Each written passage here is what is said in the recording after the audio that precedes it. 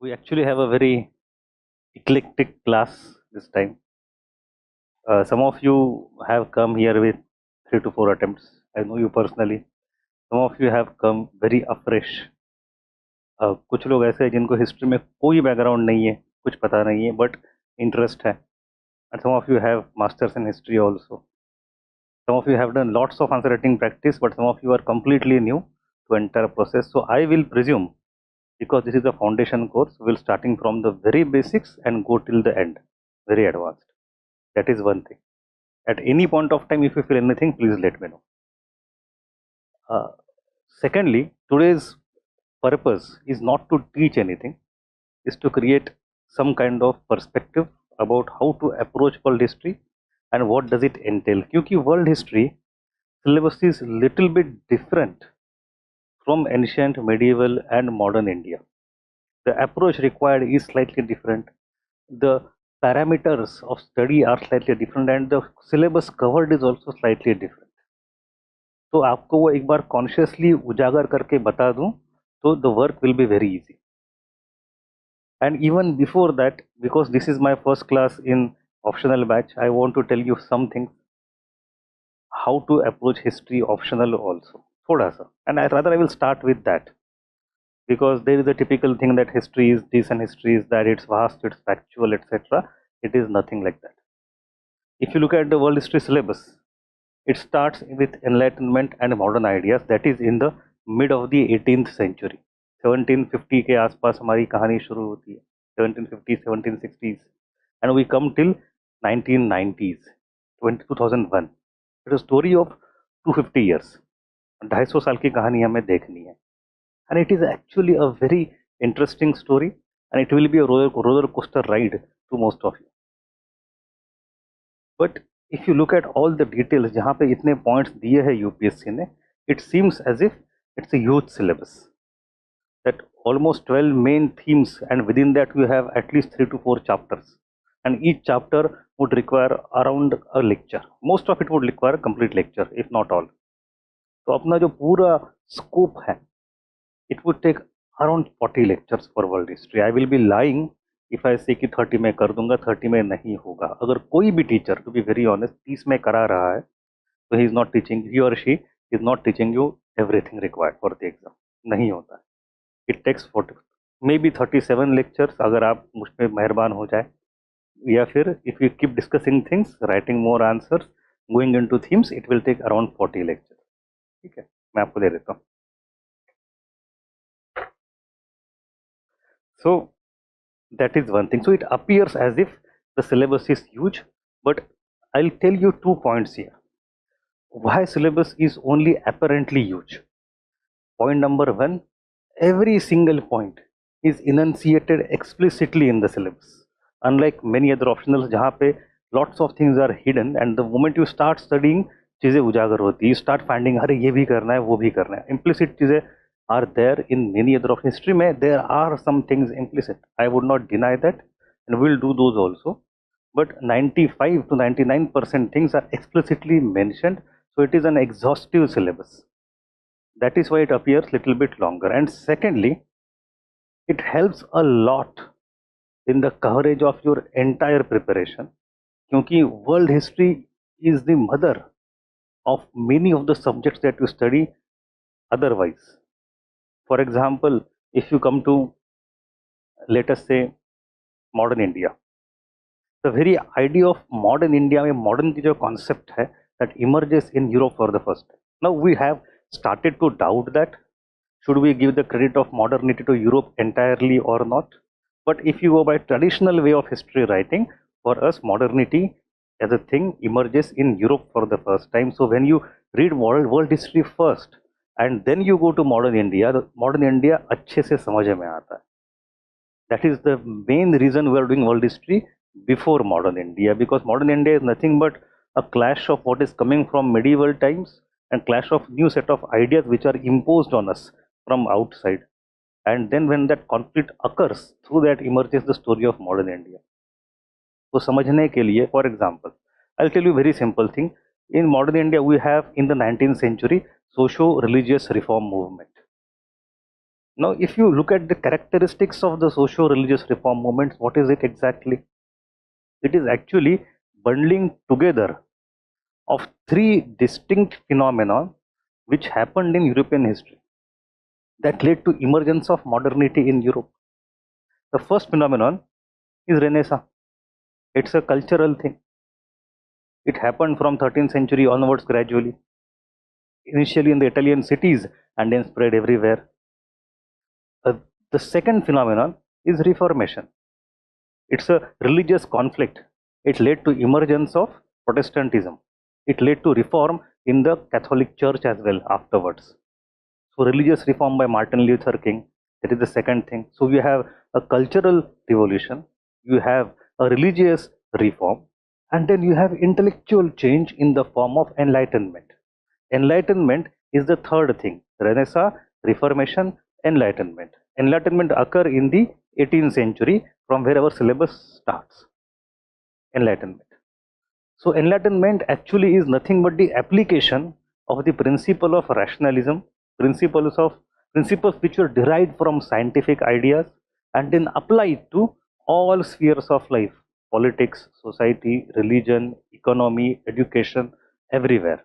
Entire knowledge was tried to be based on the rational basis, and then in every sphere of life how it would look like. So 19th century modern India mein, when you look at Raja Ram Mohan Roy to Vivekananda, it's the journey of 100 years. It is actually the encapsulation of something that had happened in Europe over 700 years. तीन अलग चीजें एक साथ हो रही है, then you understand the complexity of modern India. Second complexity is it is happening under the colonial rule. We are not sovereign, we are not politically independent. So it adds another distortion and another complexity. So modern India आपको समझना है, so you have to come back to the basics of world history. But not only modern India, come to general studies. Take, for example, GS2, you have polity. Let us take idea of constitution, idea of limited government, rule of law. कहाँ से आता है? How all these things emerge? That story lies over here. The story of enlightenment ideas at the level of idea, which then manifested through revolutions and ultimately led gradually towards the emergence of modern democracy. So if you understand that, understanding polity becomes easier. Not only polity, come to IR. For example, if you do not know balance of power, you won't understand lots of things going on in the IR section today. If you do not know the Treaty of Westphalia, if you don't know what is nation state, how do you know what is international if you don't know what is national? So Treaty of Westphalia के बिना international studies पढ़ना मतलब मूर्खता है. Not only that, if you, for example, go to America today, what is the relationship between North America and Latin America? If you have no idea of Monroe Doctrine that has evolved over a century, you would not understand it. The relationship between the first world and third world नहीं पता चलेगा. So even to understand international relationship, basic idea of world history is extremely important. That's why we have to do it earlier. Not only IR, go to GS3 economy. Very main idea, very basic ideas of how we have reached us here. You would not understand without understanding the mercantilism, capitalism, industrial revolution, everything, welfare state, Marx, all those things. So even for GS, even for not only GS, आपकी आंखें खुल जाती हैं. ठीक है, नींद आ गई है. अच्छा, तो आपको दिखने में दिक्कत तो नहीं हो रही? अच्छा. So my point is that for modern India, for general studies and overall understanding of the world, history of modern world is very important. That's why even if rather I would not syllabus lamba hai, I would from my own end add some topics into it which I consider as hidden topic, which you should know in between, and not only in between, in the beginning also. Before modern, we have to understand basics and background. So for some hours before we begin enlightenment, उसके पहले क्या हुआ था, हमें वो भी थोड़ा सा बैकग्राउंड के लिए करना पड़ेगा. Not for the exam, but to appreciate enlightenment, you should know the background of what was happening in Europe for a few centuries before enlightenment. तो शुरू का कुछ लेक्चर जो होगा, that is just to create background. That is one thing. Now, so my first query about whether syllabus is huge or not, that is resolved. Second and more important topic is how to approach. You see, world history becomes little difficult for a couple of reasons. One major reason rather is that the terminology comes from various parts of the world which we have not heard before, and to memorize all these things is not easy. Think of only ancient India. Lots of you who come from North India, when you talk of Tamil literature, Sangam literature, Chola Empire, ये words आपको लगते हैं tongue twister है. And lots of those who come from South India find lots of bhakti sense of North as very random and complex. इतना कौन याद करेगा? कबीर और सूरदास में उनको फर्क समझ में नहीं आता.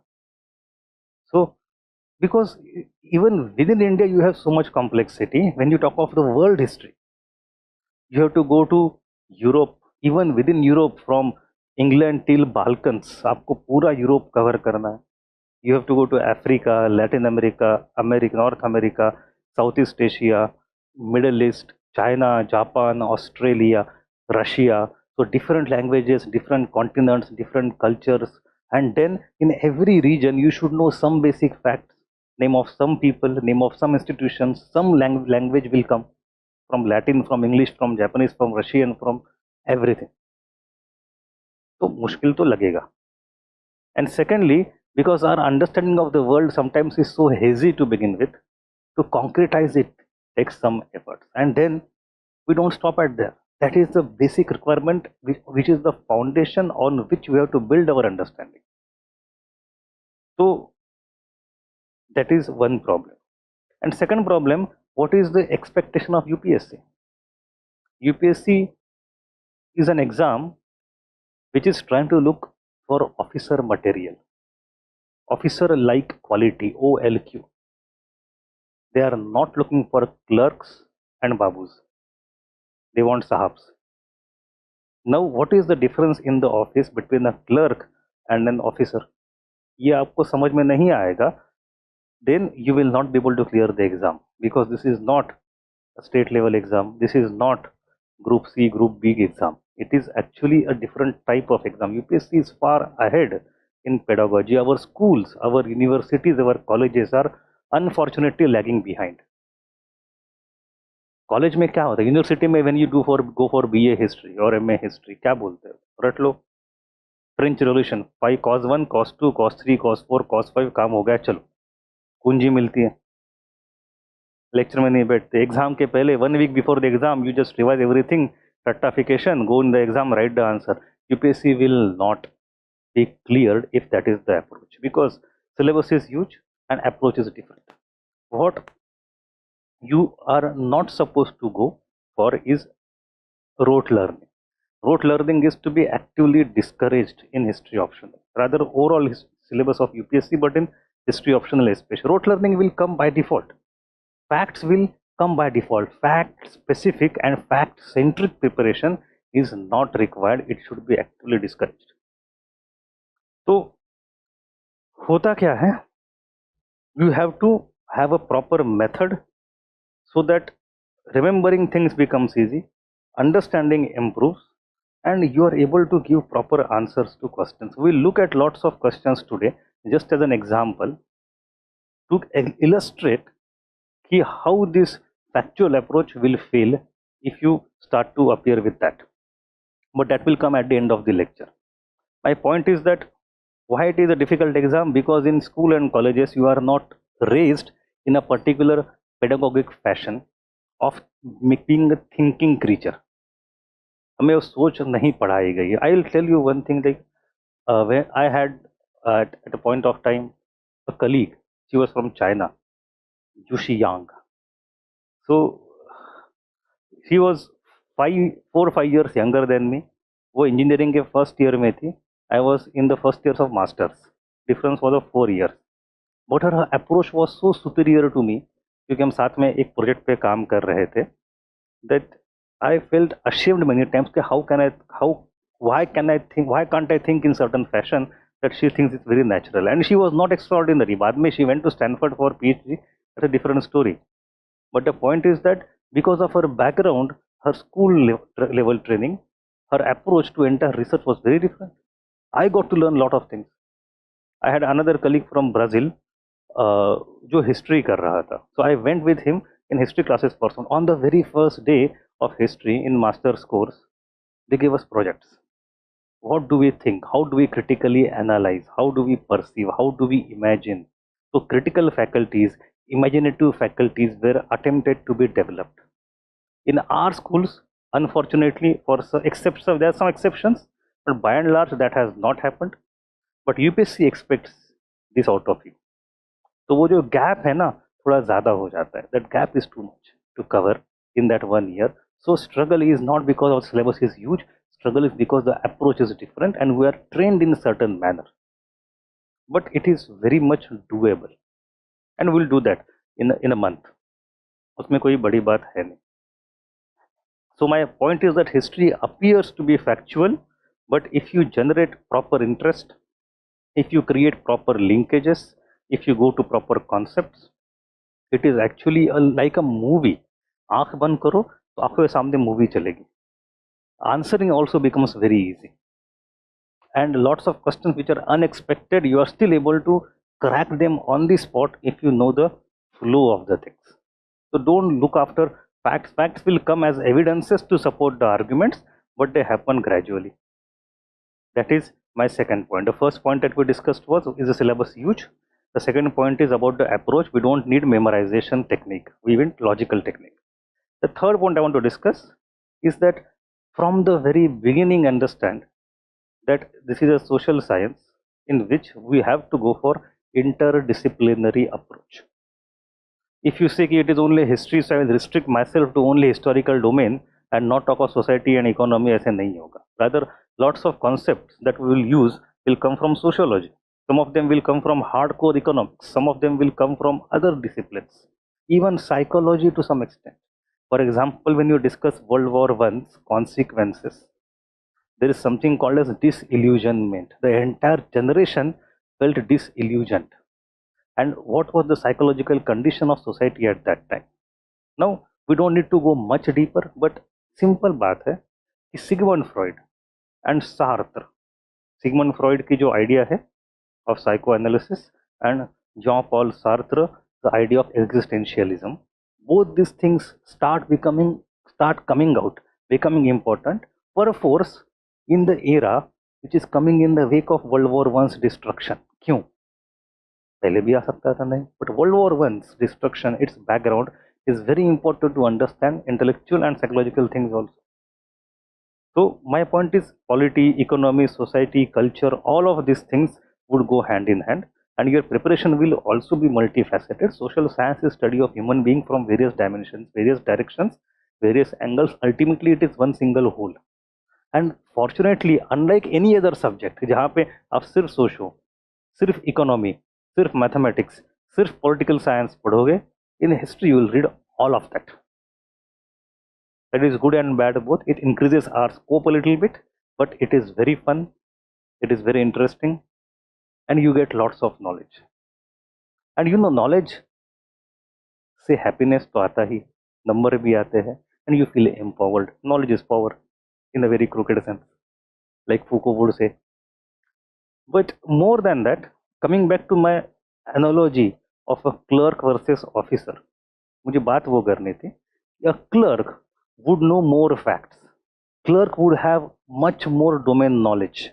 Clerk would know very much deeper, would have very much deeper idea of bylaws, of the processes, of the context. साहब तो आते जाते रहते हैं, फिर भी साहब साहब होता है, क्लर्क क्लर्क होता है. क्यों? Not because the sahab knows more than the clerk. It's not the contest of knowledge. It's not the contest of information. If you go by that logic, clerk will win any time. Sahab has the power of imagination, power of critical thinking, power of decision making, power of assessment. वो जो skill set and ability, that is something that is required, and UPSC is testing that. That's why sometimes syllabus may be huge, but the moment you look at the question, your intuitive understanding of the conceptual level will come out, and you will have to assess, you will have to imagine, you have to evaluate, and then you have to decide how to approach the question. If you can't do that here, then UPSC would want you to learn more before you join the exam, join the service. Simple path. Because that is what is the skill set that is required. Don't collect n number of facts. आपका काम नहीं है 1000 किताब पढ़ना, तो मेरा काम है I will read 10,000 books, I will distill the content, give it to you. What you need to do is to understand the concept and connections and linkages, and then on the spot bring them out, write a good answer. That is my second point. So syllabus is interdisciplinary, everything is organic whole, and उसमें मजा आएगा. That is my third point. Now the fourth point. The fourth point is about two types of studies that we can do, and there is a difference. You should understand the difference. One is intensive study and other is extensive study. What do you mean by intensive study? You take one topic and you go deeper and deeper and deeper. You go into multiple facets. Knowledge खत्म नहीं होता. प्याज के छिलके है, उतारते जाओ, उतारते जाओ, उतारते जाओ. You will go till the very end. Still you will feel that आपके हाथ कुछ नहीं लगा. There are lots of layers of analysis. You can go deeper. You can take one topic, French Revolution, on which perhaps there are thousands of PhDs, and you can keep reading it for, like, a friend of mine has a special bookshelf only on wars of Napoleon. उसके दादाजी थे Napoleon के बड़े भोक्ता थे, तो उन्होंने दुनिया भर से किताब इकट्ठा की. उसके पास 30-35 किताबें हैं, 30-35 books only and only on the strategies used by Napoleon on the battlefield. अब हमें एक भी काम का नहीं है. It may appear very interesting, but we don't need that. My point is, we don't need to go intensively so much deep into any single topic. That may be done by some people in academia. Academia का context अलग होता है. They do research. They focus on that single aspect. That is their work. We are not supposed to do that. Then it is not required for UPSC. If you rather sometimes if you go deeper and deeper, समझो आप खुद का गड्ढा खोद रहे हो. Topic का नहीं, खुद का गड्ढा, उसमें खुद डूब जाओगे बीच में अंदर जाके. So we have to understand that also. There is some limit beyond which we should not go deeper, and it will not help answering questions. Ultimately what you have is 150 words, 200 words, 250 words. In 200 to 50 words, what you need is 5 to 7 arguments and 5 to 7 facts. That is all. That is all. If you want to write, for example, causes of World War I, the story starts, let us say, in 1870, after Bismarck unifies Germany, and then goes on till 1914. So 40-45 साल की कहानी है. One person can teach that for entire course. 6 महीने का course duration हो सकता है, and we can learn that entire process in 2 lectures or 1 lecture. It is good enough for us. हम उतना ही लिख पाएंगे. So do not go deeper than what is required. But how do we know how deep, how much deep to go? What is the indication? Previous year question. It is the PYQs which tell us what is the scope of the exam. So horizontal scope is told to us by the syllabus, which we shall see in some time in detail, and the vertical scope, जो intensive study का scope है, that is told to us by PYQs. So we have to understand both extensive and intensive study. Intensive का intensity is determined by PYQs. That gives us a good idea to the mind of UPSC. हम उसके साथ चलेंगे. And understand that you have time which is limited. You can't do what I do, because you have to prepare for all the levels and all the subjects. I have to prepare only for history, that too only paper 2 nowadays. So this is what I am doing 24/7. So don't expect कि भाई sir को ये कैसे पता, sir को वो कैसे पता. अरे भाई हम कुछ और करता ही नहीं हो. ठीक है. On the other hand, I have a lot of sympathy and empathy for you, because you are struggling more than me, because you have to juggle everything. Your time is limited, and use that very wisely. Don't run behind 10 books and 20 toppers notes. हम books and notes की बात करेंगे in some time, but Idea is try to finish, try to understand, build concept, come to answer writing, and then get the marks. Exam focus, because होता ये है ना, you know that story of Dharmaraj went to that तालाब, यक्ष के, बाकी लोग पानी पी के मर गए थे, उनके भाई पांडवों के, और यक्ष ने सवाल पूछे, ने जवाब दिए। तो एक पूछा था सवाल कि दुनिया का सबसे बड़ा, अच्छा, what is the greatest wonder in the world, and then Dharmaraj answered that people are dying all the time and still everybody thinks I am Amar, I am immortal. We may die tomorrow, who knows? But we don't consider that हम मरेंगे, बगल वाले मरेंगे, हम जिंदा रहेंगे, and we plan everything from that angle. And this for Dharmaraj or Yudhishthir is the greatest wonder in the world. How is it happen? Same thing is the life of aspirant. We think कि भाई बाकियों के लिए समय कम है. For me, I have infinite time. I can read 10 books. I can read 5 notes. नहीं कर पाओगे. Nobody can do that. So don't run behind more content. हाँ, आप एक काम कर सकते हो, that you get selected and then people come to interview you कि आपने क्या पढ़ा था बताइए. At that time लंबी चौड़ी लिस्ट बता दो, कोई दिक्कत नहीं है. इम्प्रेस करने के लिए लोग वही करते हैं. Anyway, so what we have to do is not to go for intensive study.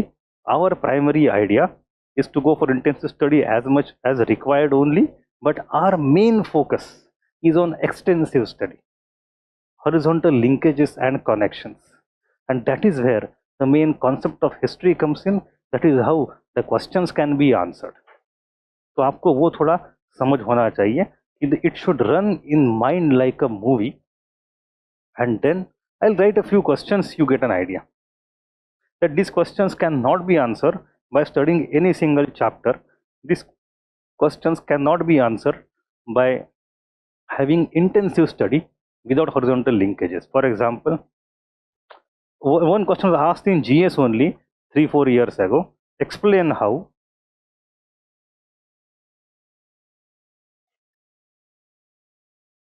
the foundations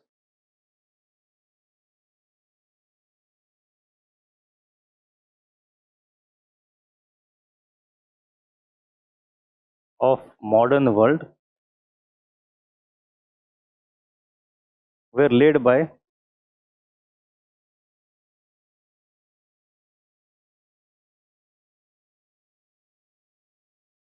American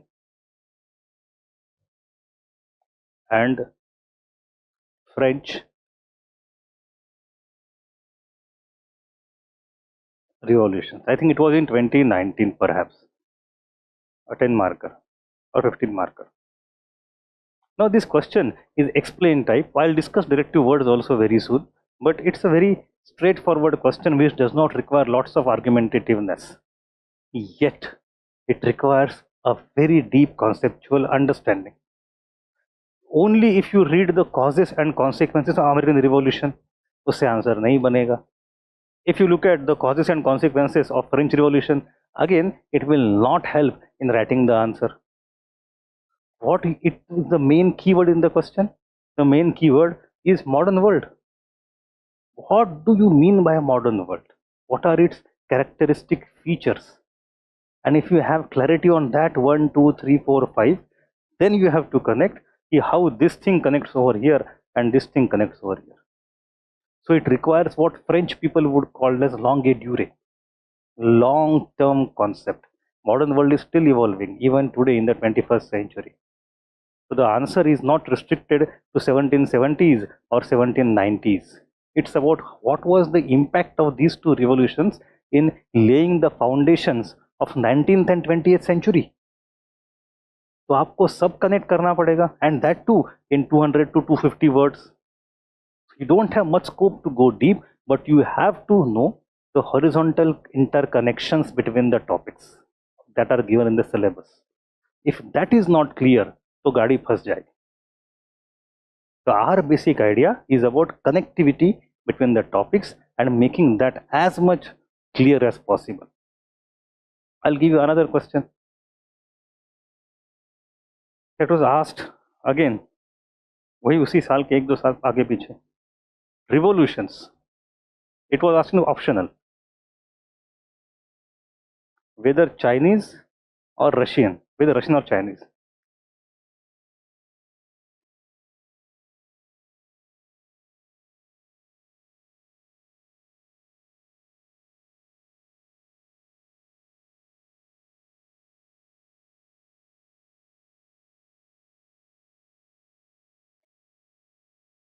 Are disastrous way of bringing change.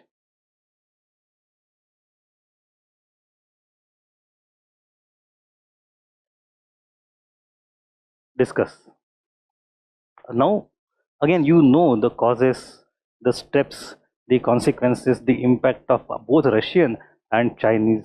You also would know the comparative analysis between the two, जो हम class में करते हैं कि what is the Leninist idea of revolution and what is the Maoist idea of revolution. What is the difference in Russian and Chinese communism? You'll see that also in detail. But even then, you would not be able to answer this question. The question is judgment. क्या disastrous था?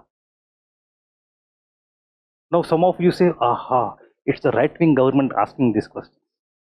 Because revolutions are communist revolutions, already disaster tha, batao. Now, then you would be full of ideological confusion.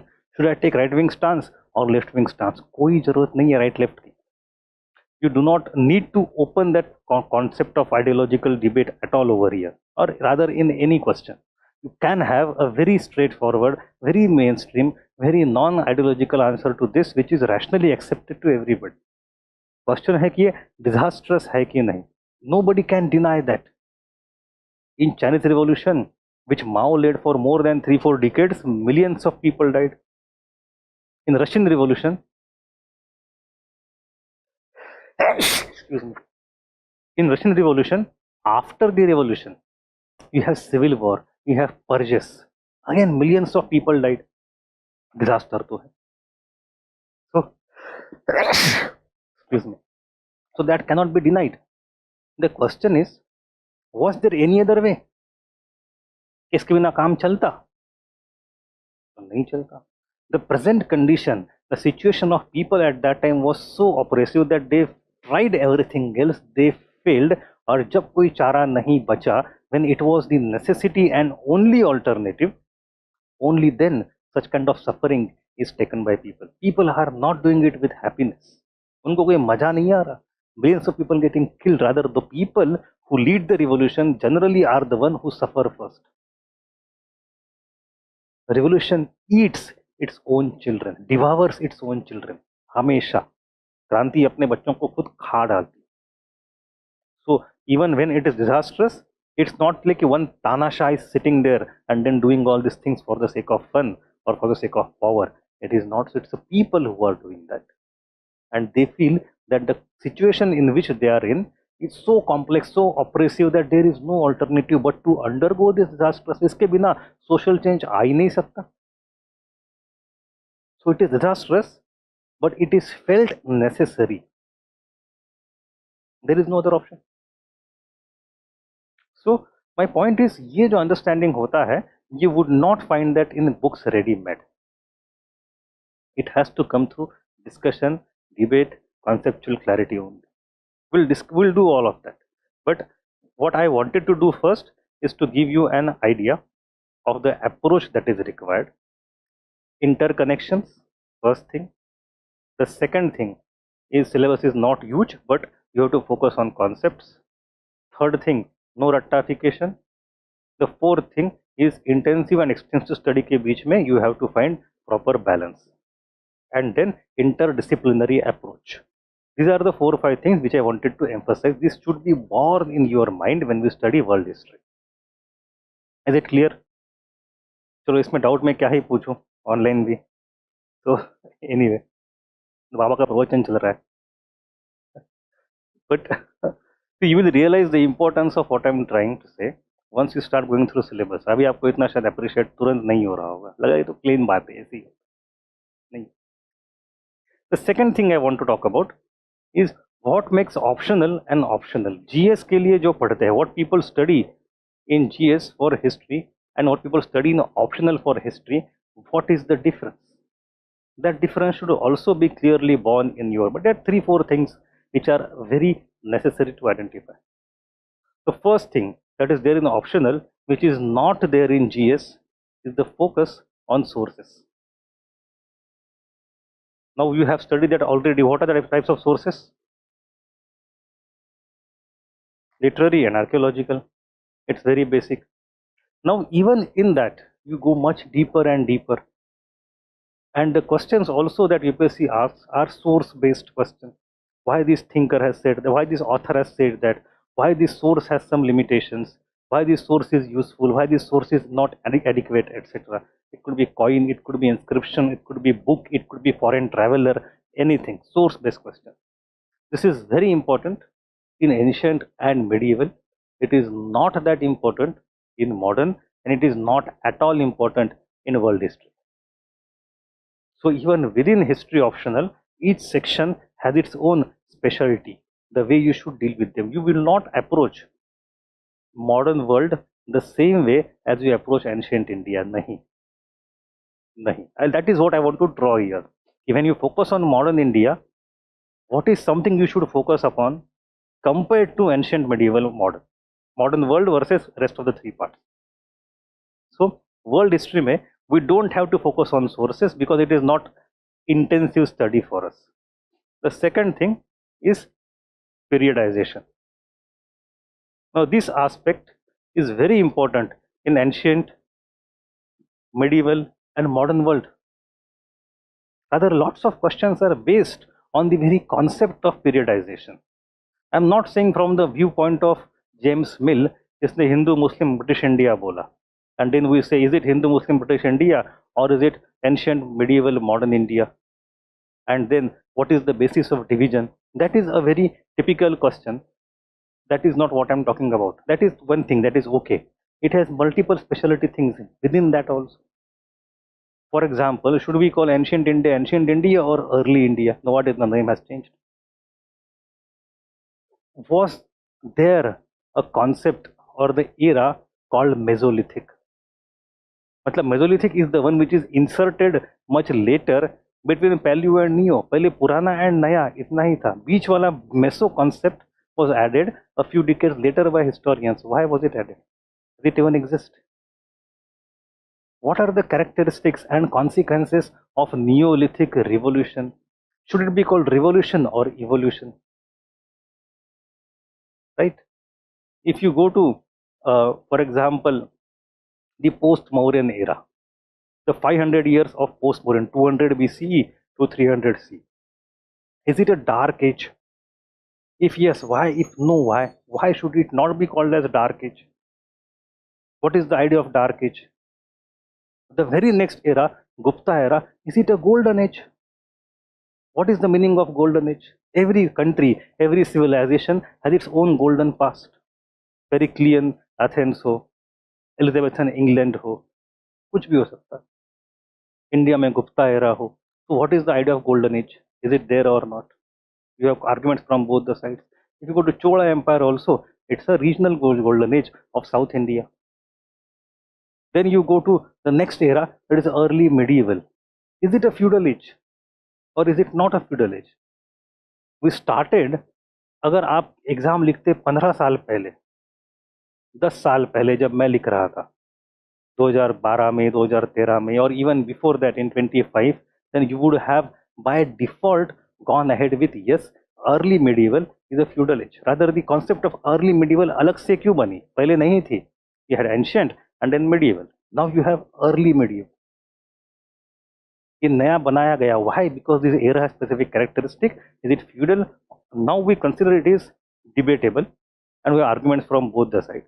But that's a different story. Point is the idea of early medievality is also there. You come to late medieval, what we call as nowadays early modern, 15th to 18th century. Mughal Empire is medieval empire or early modern empire? 18th century, again 18th century in the post-Mughal Empire and pre-British era, you have fragmentation of entire India. You have political fragmentation. It is also cultural, social, economic backsliding. So is 18th century a dark age?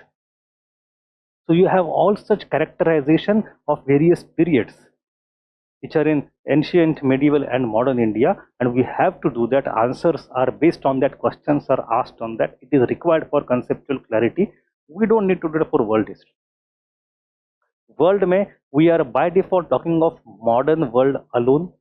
We are not going into ancient world, dark ages, concept of early modernity, etc.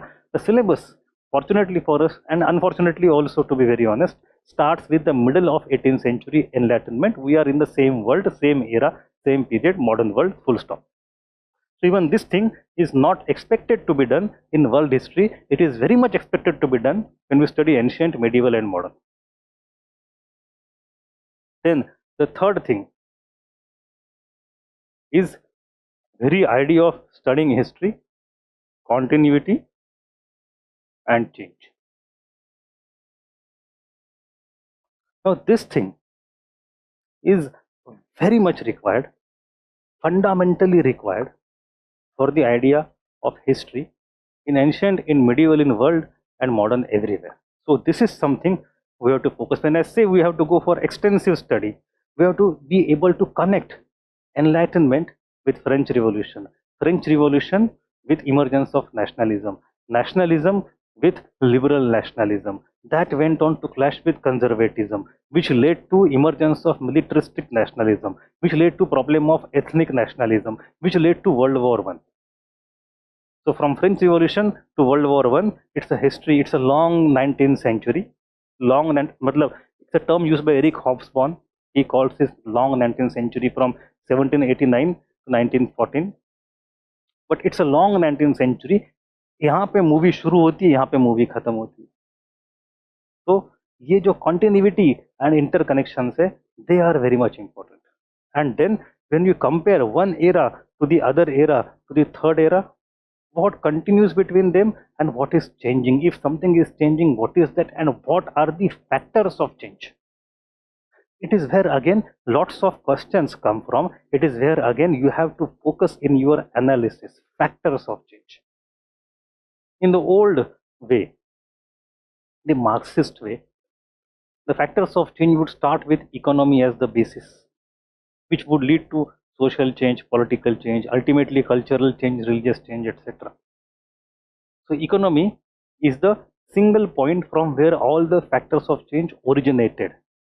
That was a simple causality in the old traditional Marxist way of analysis.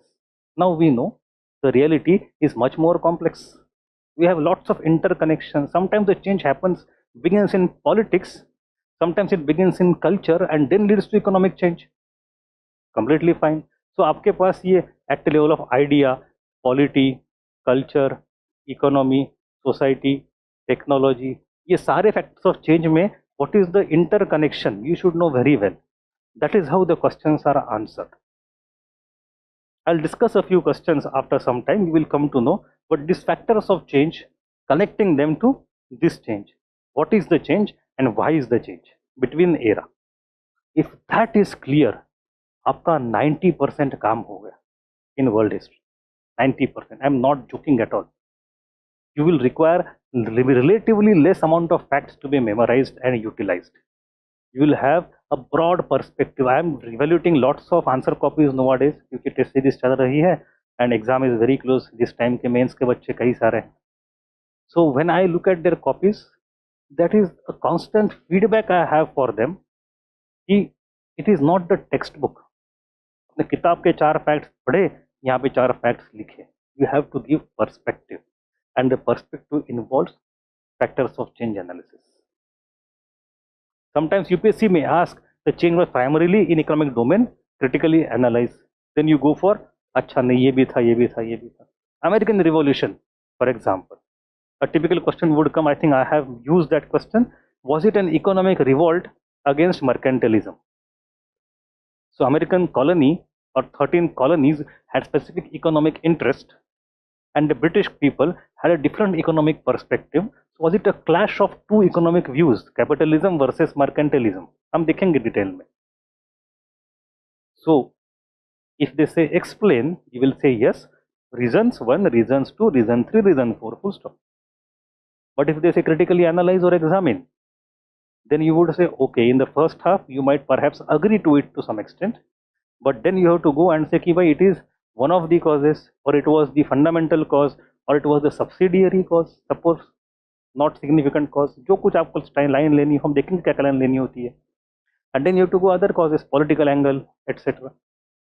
So, point is that change and continuity, that is the main meat of your world history. And then the fourth aspect that we study in optional, which we don't study in GS, and that is focus on historiography.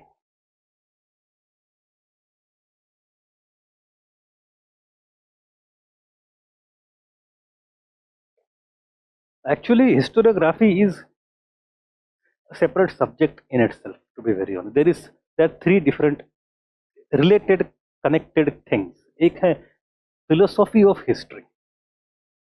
History का अपना philosophy होता है. It's a subject, philosophy of history. Then you have historiography, and then you have history, and then you have past. Our past is different from the term history, which is reconstructed by professionals. So we don't study philosophy of history, not required.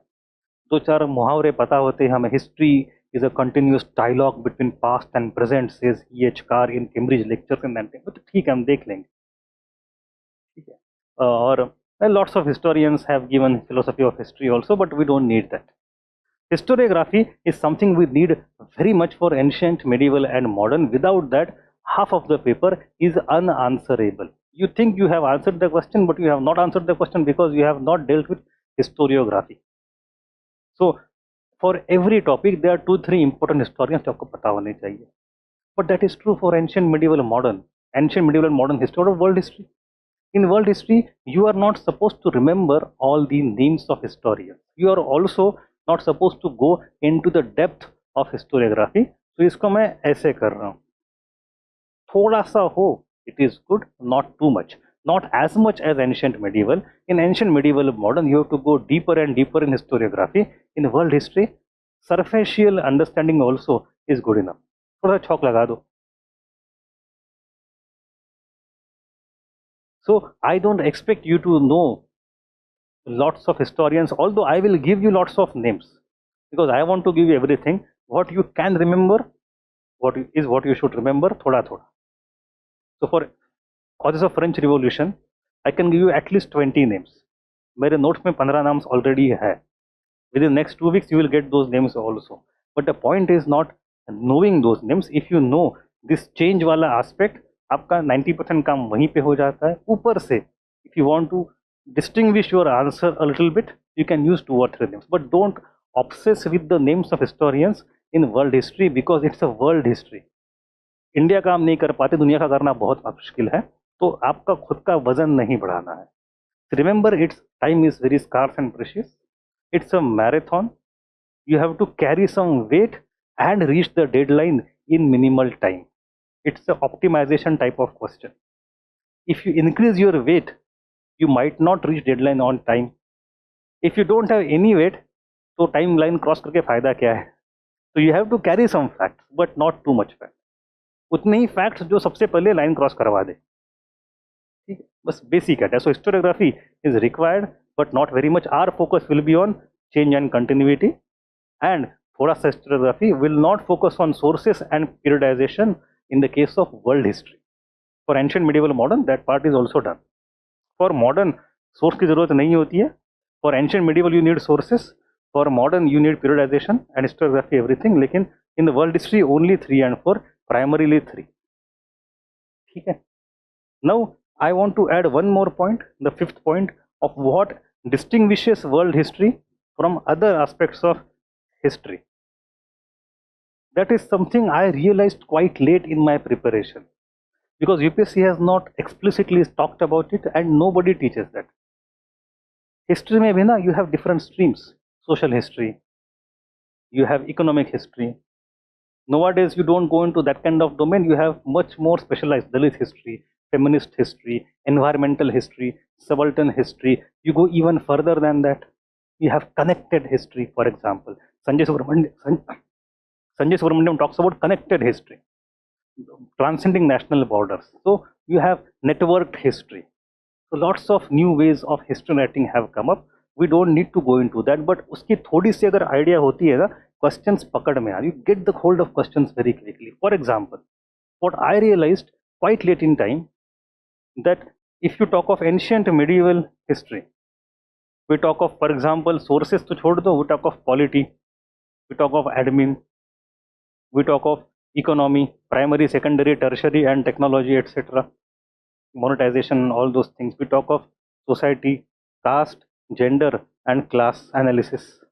Then we talk of religion, philosophy, and then we talk of culture. In every chapter of ancient and medieval, this is a typical structure. उसके पहले बस sources जोड़ दो आप. Am I right? Now, in world history, we don't do that. We don't follow that. In world history, we are focused not on society. We are focused not on religion philosophy. We are focused not on culture. We are focused not on bureaucratic structure also, how the state functioned, etc. We are focused on political history. We are focused on thoda sa economic and technological history, like in the case of neo-colonialism, or in the case of industrial revolution, in the case of world war being total war, etc. You have to talk of thoda sa economy and technology. But again, that is a second.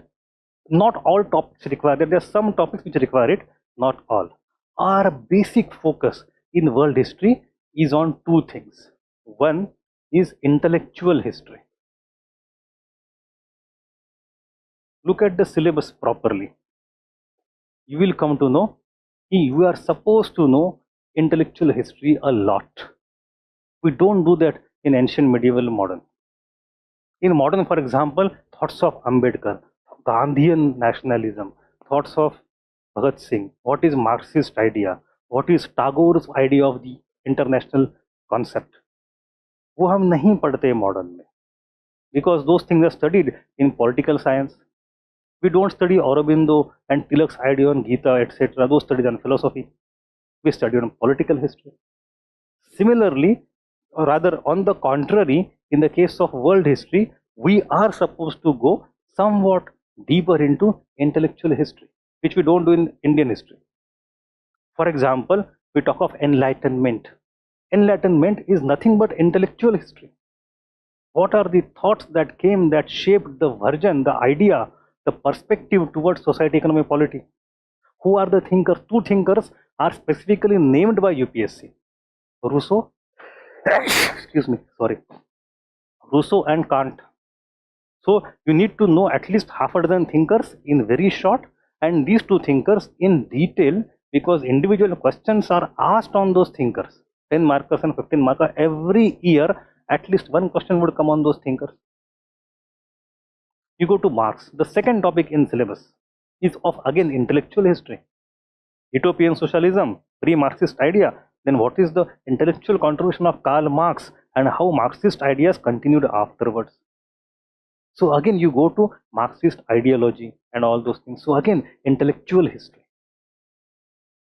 How the ideas are evolving. Not only that, after Enlightenment, we have something called as liberalism. This liberalism, the liberal ideas emerged in England in the first half of 19th century, which led to lots of reform.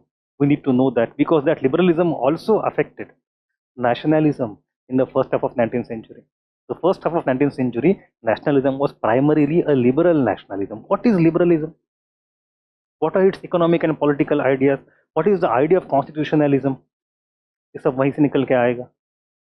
We have to focus on liberalism as an idea also. How it clashed with conservatism. And conservatism not of Edmund Burke, but of Metternich. The history of Europe after Napoleon for a few decades is history of clash between liberalism and conservatism. A question वैसे नहीं पूछेंगे, question पूछेंगे कि why, what something happened in the revolution of 1830, in the revolution of 1820, in the revolution of 1848. 1848 taught a lesson to nationalism and also to socialism. Analyze. क्या बात है? You should know the long durée idea of clash between liberalism and conservatism. You need to know all two more facts. Then you come to emergence of nationalism. What is the meaning of nationalism? Is the most important, latent, and potent concept that we have to study. History of modern world is nothing but history of emergence of nation state and its spread across the globe and the disastrous and good both consequences it brought in its wake. It emerged for the first time in Western Europe, in France and England. As here, it was based on primarily language. I am the speaker of French language based on Paris or Paris, and then that was standardized and enforced upon everybody in France. Same thing in England. आप Welsh को and north England के ऊपर जाओ तो वहाँ पे Scottish को suppress कर दो, केल्टिक लैंग्वेज को. You create a nation by forging the linguistic bond, top down enforced linguistic bond. But then nation was created. If you come to Central Europe, as the ideas that emerged in West gradually moved towards Central Europe, it took 100 years, from 17th, 18th century till 19th century. Here you have actually large empires which are multi-ethnic empires. उनको तोड़ के आपको अब नए देश बनाने हैं, because those देश are based on idea of religion, idea of ethnicity, idea of language, idea of nationality. So Germany and Italy are created. It led to lots of war. It led to change of balance of power in Europe. It led to lots of consequences. And when the same idea of it's all in our syllabus, and the same idea of nationalism now travels to the Eastern Europe, in the Balkans. It creates ethnic problems. So idea that emerged in the Western Europe took 200 years to reach Eastern Europe. As it is traveling, nationalism is traveling in every region, it is creating its own unique set of problems. We have to study those. We should know this is the idea of, and when the nationalism comes to colonies, anti-colonial India ho, China ho, South Africa ho, Latin America ho, America ho, we have a different version of nationalism altogether. So we have in intellectual history also to look at history of nationalism. Not only that, in the economic intellectual history, mercantilism and capitalism, कैसे ideas है? UPSC asked a question on comparison between Adam Smith and Marx. लिखो. Have you read Adam Smith before? नहीं. But question is being asked in the context of Adam Smith ने जो miss किया, marks ने क्या देखा? So you have to talk from the point of intellectual economic history as well. Not only that, you come to imperialism and colonialism. Every year, at least 2-3 questions come in the context of concept of imperialism and concept of colonialism and concept of decolonization. Again, at intellectual level, at the conceptual level, at the level of idea, you should know these things. And then balance of power, nation state, etc. So one important point in the world history is you have to focus a lot on intellectual history. And the second important point is political history.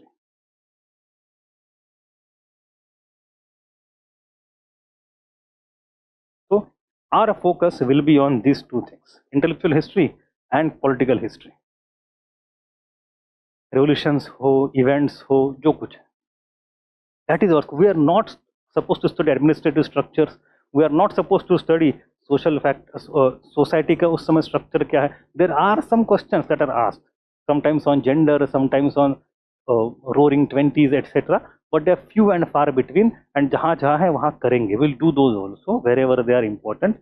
But in entire syllabus of modern world, you would have that kind of factors at hardly at 2-3 points. Otherwise, it is just one of the causes in political history or one of the consequences of political history. It becomes only 1 point ही होता है हमारा. And religion, philosophy and culture, we are not supposed to go into details. For example, in the case of American Revolution, one of the associated, deeply associated phenomenon is the first great awakening in the Christianity. But हम नहीं पढ़ते. We don't need that. So we'll not focus on that. ठीक है. So our scope of the study should be very much clear to you. That we are not going to focus on sources and periodization. Our main focus will be on change, some historiography, and lot of intellectual and political history. That is how you should approach world history. Is it clear? कुछ नया कुछ पता चल रहा है आज? ठीक है. Any doubt online? कुछ पूछो ताकि मुझे पानी पीने का मौका मिले।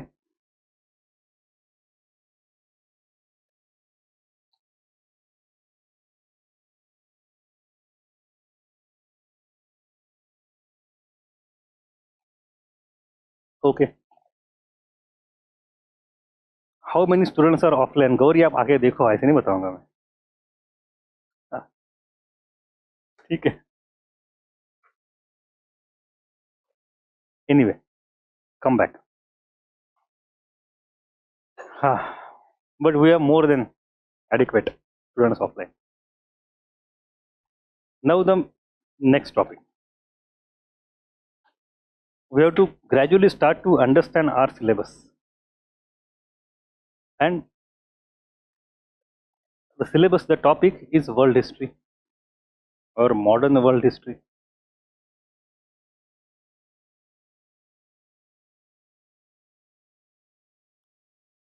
इसकी अपनी एक कहानी है. It has its own journey, own trajectory, own evolution. We all know since our childhood we are studying this cliche that world is a global village. बचपन से सुना है वर्ल्ड इज क्लीशे हो गया.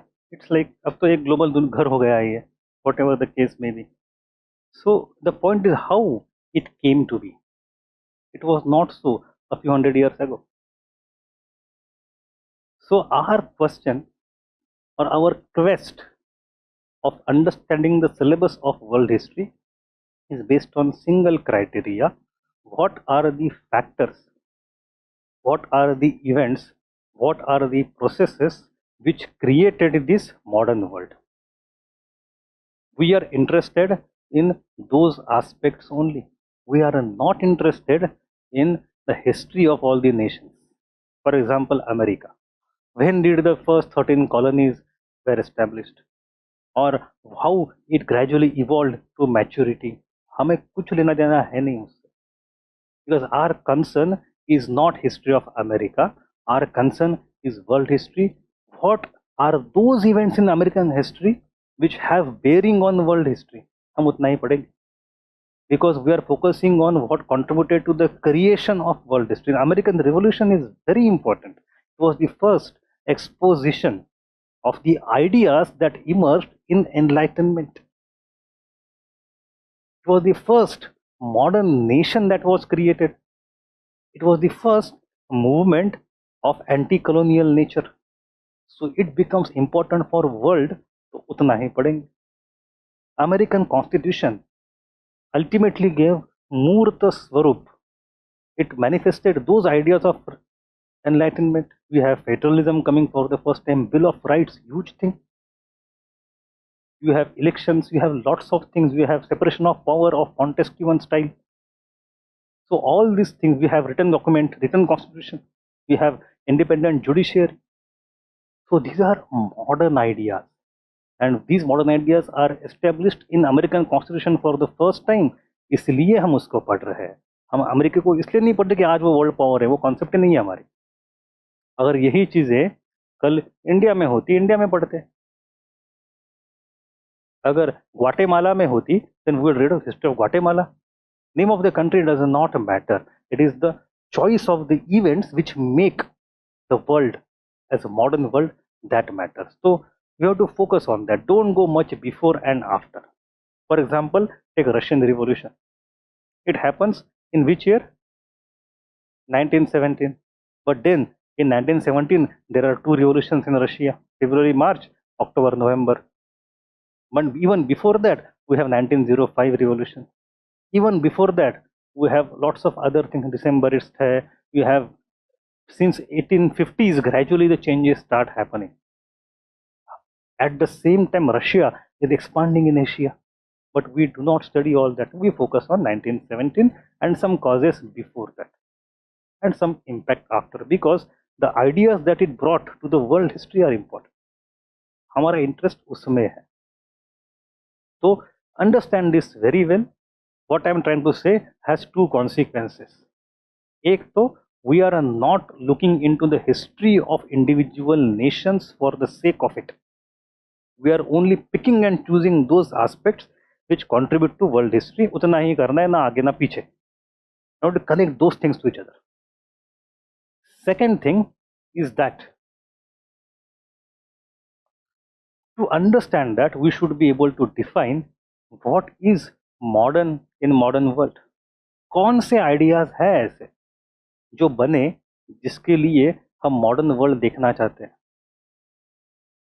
Now you have to go in multiple domains. For example, let us take nationalism. How this thing emerged? What is the concept? जैसे कि for example, some nations are based on idea of language. Bangladesh, mother tongue, French, English. Language is very important. Some nations are based on the idea of religion. Pakistan, they think religion unites people, although today, by almost complete academic consensus, religion is the flimsiest basis to create a nation. It doesn't work in most of, but दुनिया में कई nations है. We have to accept it as a matter of fact. You go to Iran, you go to Saudi Arabia, you go to Israel.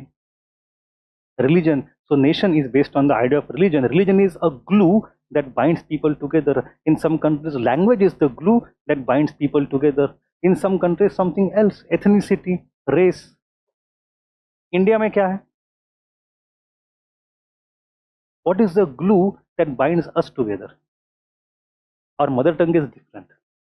Our religions may be different. Our caste may be different. Our regions may be different. Our culture may be slightly different.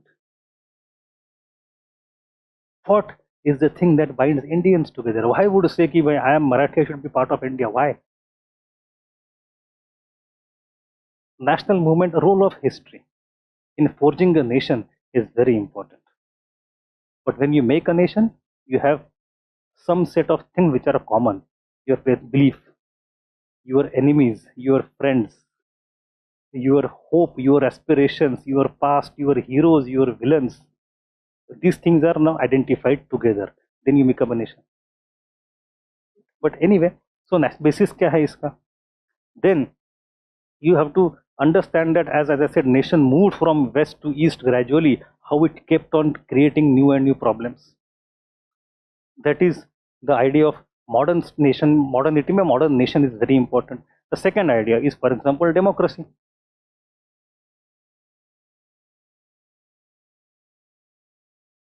I am not talking of democracy of ancient type, where you have Athens, Sparta, etc., and where you have slavery going on. उसकी बात नहीं कर. Not the Greek democratic city-states. I am also not talking of Buddhist Sangha and Gana Sangha and all those things and guilds and cities in my, no. I am talking of a distinct phenomenon of modern democracy, which is underlined by two important characteristics. Democracy is a concept which has evolved over centuries, but उसका जो आज का स्वरूप है, its shape, its idea today has two very important, distinctly modern ingredients. एक है idea of individual rights, which have to be protected. And the second thing is political participation and voting, electoral idea. So electoral political participation, votes, ये एक बात. So you have some say, some participation in governance, public जन भागीदारी. And second is individual rights, which are, ये दो concept काफी modern है. ये कब आता है, कैसे आता है? Individual rights की concept you see emerging in the case of American and French Revolution, but even then it is not for everybody. American Revolution में the slaves are not considered as equal. In French Revolution, even the women are not considered equal. So it is not the democracy that was created by American and French Revolution, rather it is the beginning of the creation of democracy. Modi ji, हमारे prime minister, अभी गए थे France a few months ago on the day of Bastille. Right? Bastille जब गिरा हुआ था, वो जो हर साल मनाते हैं फ्रांस, तो the fall of Bastille was an important event in French Revolution. Why is that an important event? I rather expect some question this year on that. Not because it was a symbol of monarchy and tyranny which has to be attacked and destroyed. वो तो है ही. But the other reason is that till that point of time, it is the middle class, the mercantile or intellectual class, which has led the revolution, has led the movement either in America or in France. The fall of Bastille, on the other hand, is the first completely autonomous event of public, of lower class. They have found their voice for the first time. They are leaderless. They are spontaneous. They are not directed by that middle class. अब जनता आ रही है, सिंहासन खाली करो कि जनता आ रही है. किसने कहा था? उनके समय कहा था, आई थिंक कविता दिनकर की थी. बट एनीवे, पॉइंट है कि खल के खुदा, as Faiz Mohammad Faiz would say. But idea क्या है कि voice of people. So in French and American Revolution, people don't create part of it. The process starts. Ultimately, entire 19th century has to go, 20th century has to emerge, World War I has to take place, lots of dislocations take place, empires collapse, old elites are destroyed, and then women, the lower class, now in 1920s, 30s and 40s start getting voting rights. तब जाके democracy बनती है. In the wake of destruction, you have to go for entire restructuring, recreation of economy. तो आपको उस समय state का positive role they. Russian Revolution has also happened. The threat of communism is also there. So all the democracies also start becoming welfare democracies. So emergence of welfare state and emergence of democracy is a distinctly modern phenomenon in 20th century. The process started in the late 18th century. It has come till 20th century. ये कहानी देखनी है. So जहाँ जहाँ दुनिया में वो चीजें हुई देखेंगे. Right? So you to understand कि हम क्या देख रहे हैं. You take for example industrialization or industrial revolution. It is an important factor. It began, for example, in England and then spread all across Europe. From there, like it could be Germany or France, etc. From there, the same movement of industrial revolution spread to many other countries. For example, in Russia, in Japan, in America, in India. We have to see at all these countries and the difference between them. How it began in England, what were the templates set by England, what were the consequences, and when this kind of fundamental change went to Germany, went to Russia, went to Japan, went to America, went to India, went to France, तो क्या क्या फर्क हुआ, कैसे एक दूसरे के अलग अलग है, what is the comparison between them? Because आज नहीं तो कल every country is gonna get industrialized. This is a distinctly modern phenomena towards which human race is going anyway. कोई पीछे है, कोई आगे है. Somebody will work on some kind of fuel, somebody will come from some other technology, some is so, doesn't matter. Modernization means industry and service sector बढ़ना है. So when you talk of modernization, we have to talk of these things. कहाँ से आती है? We talk of social change also. In society, for example, you have individualism. Individualism comes from liberalism, a बहुत important ingredient. You talk of secularism, which emerged out of, again, enlightenment and then gradually revolutions. We talk of plural society, we talk of individual rights, we talk of social equality. So all these things we discussed are nothing but the ideas which gradually emerged and got accepted in those 250 years जो हमें पढ़ने हैं. So we are focusing on those ideas. We talk of interconnectedness, globalization, that also is a feature.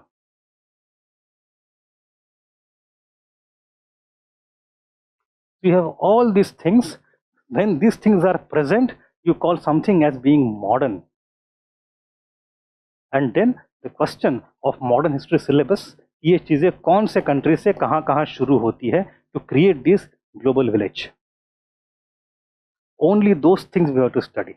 So you should know what you are studying, why UPSC has crafted a syllabus in certain manner. The more clarity you have on that, better it is. ठीक है.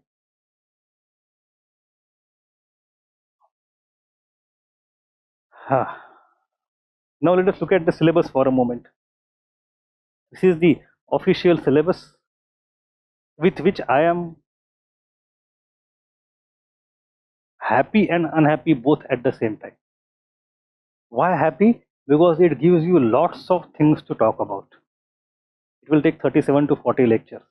Yes, but why unhappy? Because the way it is structured is in some different manner which is more thematic than chronological. तो उससे दिक्कत बड़ी होती है, because what UPSC is presuming that in your school and colleges you may have studied world history already, so you know the overall chronology of events. So let us not go into that, let us focus on themes. ऐसे तो हमारा काम होने से रहा, we can't do that. We have to start from basic chronology of major events also and then go into themes. So for example, enlightenment and modern ideas, look at this problem कहाँ पे आता है. The first topic has to be enlightenment, no doubt हम बात करेंगे, but then you have rise of socialist ideas up to Marx, period of Marxism, Marxian socialism. Now यहाँ पे आपने 1-3 में पढ़ लिया Marx, who is talking about the problems which are created because of industrial revolution, but chapter 3 आता है industrialization. How can it be? If you don't read chapter 3, how can you understand 1.3? You can't. So it is little bit jumbled. For example, here you have British democratic politics and Chartist. Chartist is a movement of labor class in Britain, which is a consequence, reform movement. Parliamentary reforms 1832 is a consequence of industrialization. वो तो बाद में दिखा रही है आपने, English Revolution. ऐसे तो नहीं चलेगा ना. So it doesn't make any sense in a chronological fashion. It makes perfect sense in thematic fashion. But again, we can't do that. So what I have done, I have used the same syllabus and reshuffled it. I have not missed a single point, but this will not be the flow which we will follow in our class. We have to go with a different flow to make more logical sense for our understanding, so that आपका मन में जो दिमाग के पर्दे पे, आंखों के पर्दे पे जो मूवी चलेगा ना, वो मूवी logically progress हो. So what I am doing is not going by this. I am using exactly same thing. I am using all the dot points, all the words. I am not using a single word, but I am just reshuffling it, rejigging it, reorganizing it in a different fashion, which to give it more thematic yet chronological coherence. And we'll follow this sequence. Believe in me, trust in me, सब कुछ cover होगा, अच्छे से cover होगा, don't worry. But sequence हमारा थोड़ा सा अलग होगा UPSC से. For example, the first point is Part 1, 18th century enlightenment and its impact in 3 continents. So we'll start with the idea of enlightenment. But we cannot start there, because enlightenment is trying to give a solution to some problems. But what are those problems? To appreciate that, we have to go few centuries before enlightenment, which will be our tomorrow's first lecture, which is actually technically out of syllabus.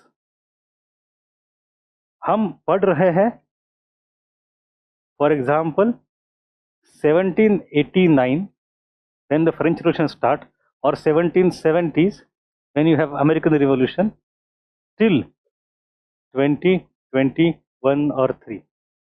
Let us say 2000 only. This is our syllabus. So this syllabus, this era is called as modern world. Aajkal we talk about another concept called postmodern world, postmodernity. So far UPSC has not given us any indication that it is interested in the concept of postmodernity in history. In political science, in even PubAd, they are interested in postmodern idea. In history, they have asked only 1 or 2 random questions about the decolonization, France, Fanon kya bolta hai, etc. We'll see them. But we are not going to go into postmodern much. But what we have to go into is something that came before modern. So from 1500 till 1800, this era is called as, anybody? Early modern.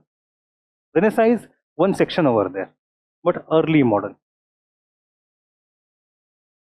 So the point is, you do not go from medieval to modern abruptly. इस कमरे में थे, उस कमरे में चले गए दीवार क्रॉस करके, ऐसे नहीं होता है.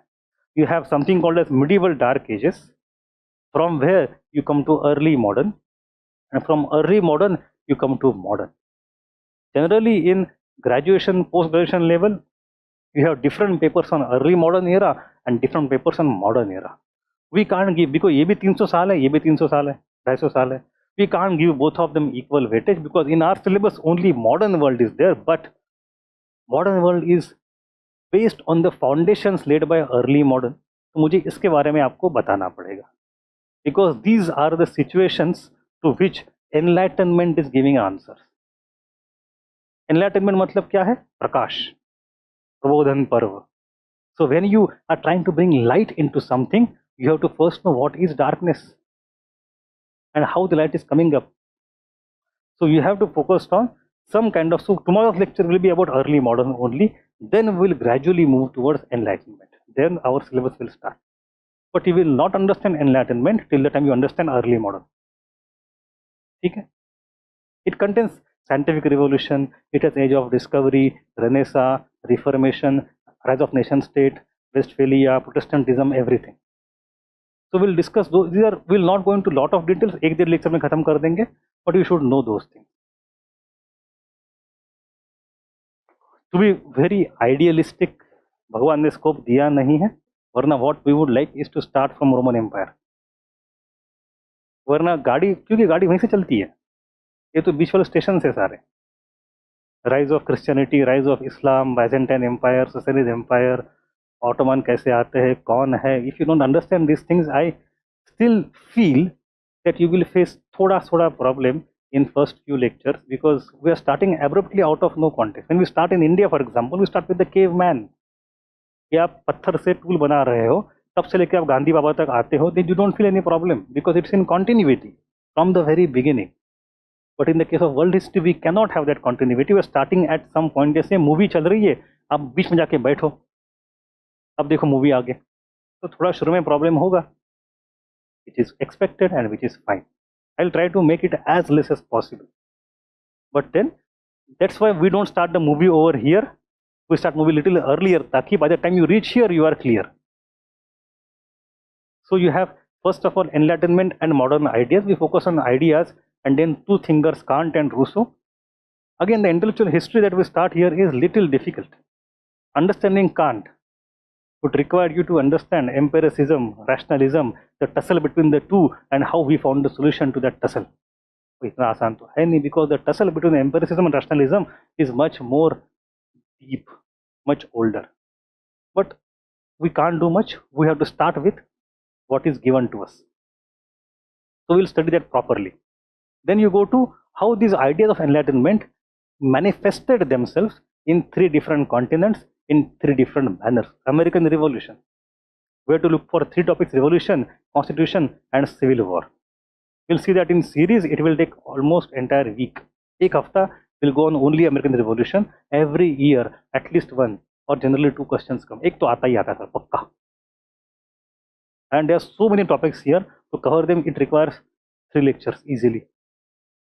Then you come to French Revolution. दिखने में लगता है छोटा सा है. It is one of the biggest topics. It will take at least 4 to 5 lectures. Only French Revolution. And then we have Latin America, Simon Bolivar, the El Libertador. But that topic will not take much, half a lecture or little bit more than that. 2 घंटे के अंदर अंदर आराम से हो जाएगा. So in all these 3 continents, the ideas of enlightenment led to various revolutions which concretized those ideas in political domain. Then you go to 19th century. In 19th century, we look at 3 different aspects. One aspect is the political history of Europe. The second aspect is industrial revolution and its consequences. And the third aspect is colonialism, imperialism, and neo-imperialism, and what happened in different continents. So in the same story of 19th century, there are 3 overlapping stories. We have to start from start to end. So we'll take one thread of 19th century in Europe. We'll start where the French Revolution ended. Napoleon was captured and Congress of Vienna started. From 1815 we'll move onwards till the formation of beginning of World War I. So entire 19th century politically क्या हो रहा है Europe के अंदर, वो हमें देखना है. And there are lots of things, as I said in the very beginning, that the nationalism emerges in the West and gradually moves towards East, and that leads to a lot of reconfiguration of entire political structure of Europe. That is the story in short. In the first half of 19th century, you have a tussle between liberalism and conservatism. उस tussle में दोनों खत्म हो जाते हैं. Ultimately, liberalism leads to another way कि भाई हमसे कुछ हो नहीं पा रहा, let us go शरण to the elite. So it becomes aggressive and militaristic nationalism. no more romantic nationalism. And then you have conservatism, तो उनका टसल अलग से होता है. You have emergence of mass politics in the later half of 19th century. We have this, and then when it reads to, when after Germany and Italy are created as nations, it goes to Balkan region. Balkan is Southeast Europe. और वहाँ पे तो ethnicity इतनी complicated है, it leads to erosion of empires altogether, Ottoman and Habsburg. So from start till the end, the story of spread of nationalism. Actually इसमें थोड़ा सा एक छोटा error हो गया है. This topic of British politics should not come here, it should come over here, but ठीक है. Anyway, then you go to Industrial Revolution. It start in English region. Why is there only? What are the characteristics? Was it really a revolution or evolution? Is it a sudden event, or there is something called as proto-industrialization before that? So we have that given in NCERT. They have given you the debate on proto-industrialization. I sometimes feel यार लोग अभी भी नहीं पढ़ते, उसको answer में लिखते नहीं है. If I make जितने लोग मेंस लिख रहे हैं अभी, if I give them a question on the causes of industrial revolution, कि इंग्लैंड में क्यों हुआ, why in England only the first revolution happened, they would give geography, raw material, political change, social change, discoveries, etc. मतलब अरे यार तुम मतलब this is the answer that was written in 1960s and 70s. Now the ideas even in NCERT have changed. NCERT मतलब बहुत छोटी चीज हो गई अब तो. You have to bring those. So you have to talk of proto-industrialization leading to industrial revolution. Was it a revolution? It, in the terms of impact, yes, but in the terms of speed, it was not. It was slow because of the proto-industrialization that happened before that over centuries, since the commercial revolution era. So anyway, then it went to other countries like USA, Germany, Russia, Japan, and then globalization, Chartist movement, and rise of Marx, etc. We have to look at all those things. Then you go to the third aspect of the same 19th century. It starts little bit before 19th century actually. How with the Europe now forward with political idea of nationalism, aggressive nationalism, competitive nationalism on one hand, and capitalism and the भूख of industrial revolution. जब ये दोनों साथ में आते हैं to make you powerful, what you want to create is domination in the world. You try to create colonies. Colonization started before that. The French, not the French, the Spanish and Portuguese had created Latin American colonies before that. Simon Bolivar had liberated Latin America before that. So these are not the type of colonies we're talking about. We are not talking of colonization in the first wave of 15th, 16th, 17th century, which was just a political colonization. We're talking of the next level of colonization which came after Industrial Revolution, which was specific type of colonization which emerged under industrial capitalism. Its features are different. हम उनकी बात कर रहे हैं. जैसे in modern India we discuss कि आपके पास पहले मर्केंटाइल कैपिटल आता है, then you have industrial capitalism and then financial capitalism. So mercantilism is the earlier era. वो हो गया, उसमें अमेरिका बन गया था, लैटिन अमेरिका बन गया. That's a different thing. Here we're talking about the next level. We're talking of neo imperialism.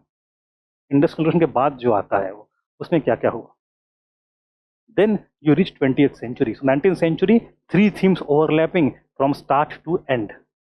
It would take almost half our course. Then the next things are 20th century. Again you start 20th century by Eric Hobsbawm is called as the short century. Short 20th century. It starts in 1914. It ends in 1991 with the fall of USSR. That is his perspective, his idea, because he defines century by some significant political event. 1914, 1991 is a short 20th century. 1789 to 1914 was a long 19th century. समझ में आ रहा है? नहीं आ रहा, देख लेंगे detail में, don't worry. Once you come to 20th century, you have first of all the first few decades, World War I and World War II, causes and consequences, and the nature has societal implications. यहाँ पे लिखा है पहली बार, and we have total wars. Apart from that, you have lots and lots of dense amount of developments happening in the 20 years. From 1919 to 1939, बस मात्र 20 साल है between World War I and World War II. Within those 20 years, we have humongous amount of changes happening. Not only we have the Russian Revolution that happened there at the fag end of the First World War, it led to creation of the first communist regime. We also have the fascist counter-revolution, Mussolini and Hitler coming up. Before that, we have Congress of Paris Peace Treaty and its consequences. We also have huge amount of changes happening in the Middle East, in the Arab world. Arab nationalism का एक stage आता है. You have Kemal Pasha and Ottoman Empire ending. तो वहाँ के changes are very important. Israel, Palestine, Sykes-Picot, everything. Then apart from the Middle East and Egypt, etc., you also have changes happening at the global scale in economy in the form of Great Depression. So Great Depression आता है and New Deal, etc. All those things happen. So if there is a lot of density, it will take 2 weeks for us. 5, if not 6, at least 5 lectures only to cover interwar years. 1 lecture on fascism, 1 on half lecture on Great Deal and all those things. So उतना समय लगेगा. You have to bear with me. I am really sorry. अगर आपको 3 महीने में history optional करना था या 4 महीने में, तो यहाँ पे नहीं आना था. Will take 5 months, 5 to 6 months. क्योंकि उतना सिलेबस है. And what we want to ensure कि आपका देखो होता क्या है ना, you start at a level where you don't know anything. You have to digest many ideas. You have to think about them. They should become natural to you. It takes time. Wine जितनी पुरानी है उतनी अच्छी होती है. ठीक है. So it requires certain process. So here also for interwar developments we also have League of Nations and its attempts and failures. It will take at least 5 lectures, at most 6 lectures, but it is an important topic. So ये होगा from 1914 and even before that as a causes of the World War I till 1945 nuclear age begins. Then you go the world after World War II. That is our last section, but it has multiple themes clubbed into it. You have Chinese Revolution. We have emergence of 2 power blocks, the East and the West, First and Second World. And then you have emergence of Cold War.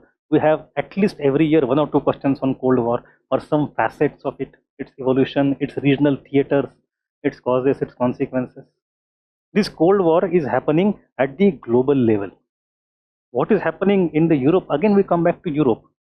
Because somehow I'll discuss in some time, European history is the center stage for us. So Europe, post-war foundation, NATO and European community.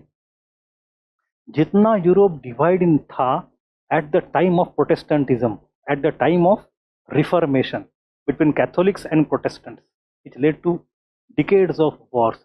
Similar amount of division in Europe reoccurred in the 20th century after World War in the case of Eastern Bloc and Western Bloc, communist countries and Western countries. And you have developments happening in both sides. Especially we focus on European community, expansion of European community, ultimately leading to European Union. We have to look at the history of Europe also, how it was divided, how it got united, the changes happened in Eastern Europe in 1989, 2001. आज जो हो रहा है Ukraine में, it is nothing but contains the same thing. Everything has a past. We have to see. इसका अपना 1-1.5 lecture होगा कम से कम. Then you have to look at what is happening in the third world. The world was colonized. World now after Second World War starts getting decolonized. It leads to creation of 200 countries today, and more than 60-70% of them have some form of democracy. And both these ideas of nation state and democracy came in modern sense from Europe. तो हमें वो पूरी history देखनी है कि which continents, lots of questions come on decolonization and they come from different small countries here and there. It does not mean that you have to study history of 200 countries. No. We have to look at structures and patterns and comparison and take hardly 4 or 5 case studies which are given in our basic books. Then you'll be able to answer any question. So we have to talk about decolonization. Then you go to UNO. It's a small topic, UN and global dispute, the reforms in UN required, etc. And then factors led to the collapse of Soviet communism, 1991 and Gorbachev. And finally, you have end of Cold War and emergence of US as the sole unipolar or sole power unipolar world. That is the end of 1990s for us. आपका जन्म कब हुआ था? When were you born? 96. आप 2002. तो you have not seen USSR in your life. मैं छोटा बच्चा था, टॉडलर था, 4 साल का, 3 साल का. I was born in 1988. So even I did not see USSR, but I remember the consequences being discussed in my childhood. 5 साल का, 7 साल का बातें चलती थी, कुछ याद तो है नहीं. I started reading newspaper when I was in maybe 3rd or 4th standard. तब भी उसके consequences चलते थे. The point is that you are born in different world. आप क्या बोलते हो? जेन जी के लोगों कुछ कुछ यहाँ पे जेन जी बोलते हैं ना. हाँ, मिलेनियल 1990s के होते हैं. 2000 के बाद वाले जो है वो जेन जी वाले. नहीं, it's not only social, it's a different generation now. Because these people are not only, I was born in the socialist era. You are born in the post-communist world. Those people who were born after 2000 are born in the world of social media. उनके लिए pre social media world मुझे पता Orkut आया था, क्या हुआ था, right. इन लोगों को बाय डिफॉल्ट जब हाथ में मोबाइल आया, सामने फेसबुक तैयार था, है ना. तो मतलब बच्चे का जन्म 2002-4 में अगर हो जाता है तो उनके लिए बचपन से फेसबुक है. It's a different world, they can't imagine. But anyway, my point is that we'll come to that world and stop. That is our history. Now, this is a basic idea of what we want to cover. I want to cover one important theme today. And then I want to show you some questions and how to approach questions also.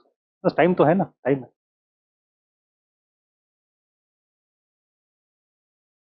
Modern history jo hai, what all we discussed so far, is primarily, even today, a history which we call as world history, is actually ये concepts apply. Don't go into syllabus here, just understand the concept.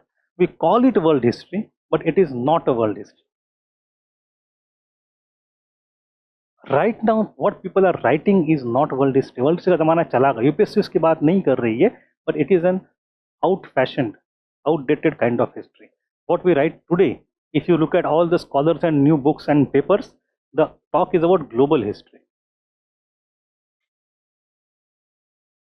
आपको लगा दोनों एक ही बात है? World history, global history, क्या फर्क है? There is a huge difference, and that will make your ideas clear. When we focus on world history, what we focus on and what UPSC syllabus also focuses on is largely the emergence of modern ideas happening in Europe. So it is by default a Eurocentric history.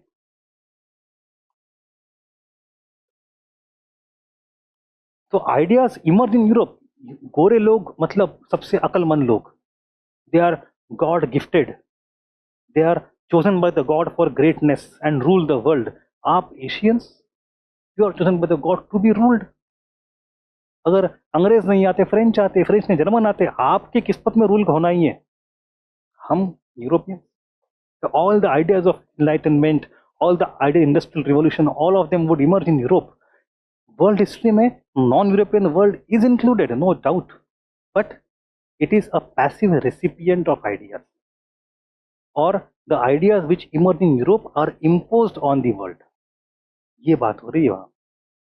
So we don't take that standpoint, but idea of emerging in Europe still remain in our syllabus somehow inherently.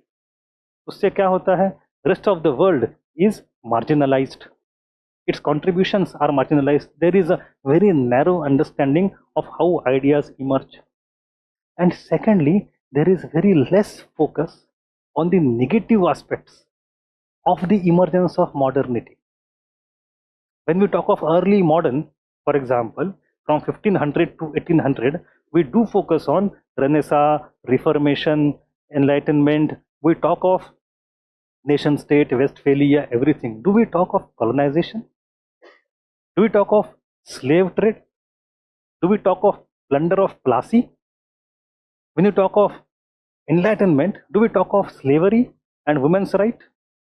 So all these ideas that are called so-called modern, that are emerging in Europe, also have a very negative, very dark, and very violent side, जिसको वो brush under the carpet करते हैं, हम नहीं करेंगे.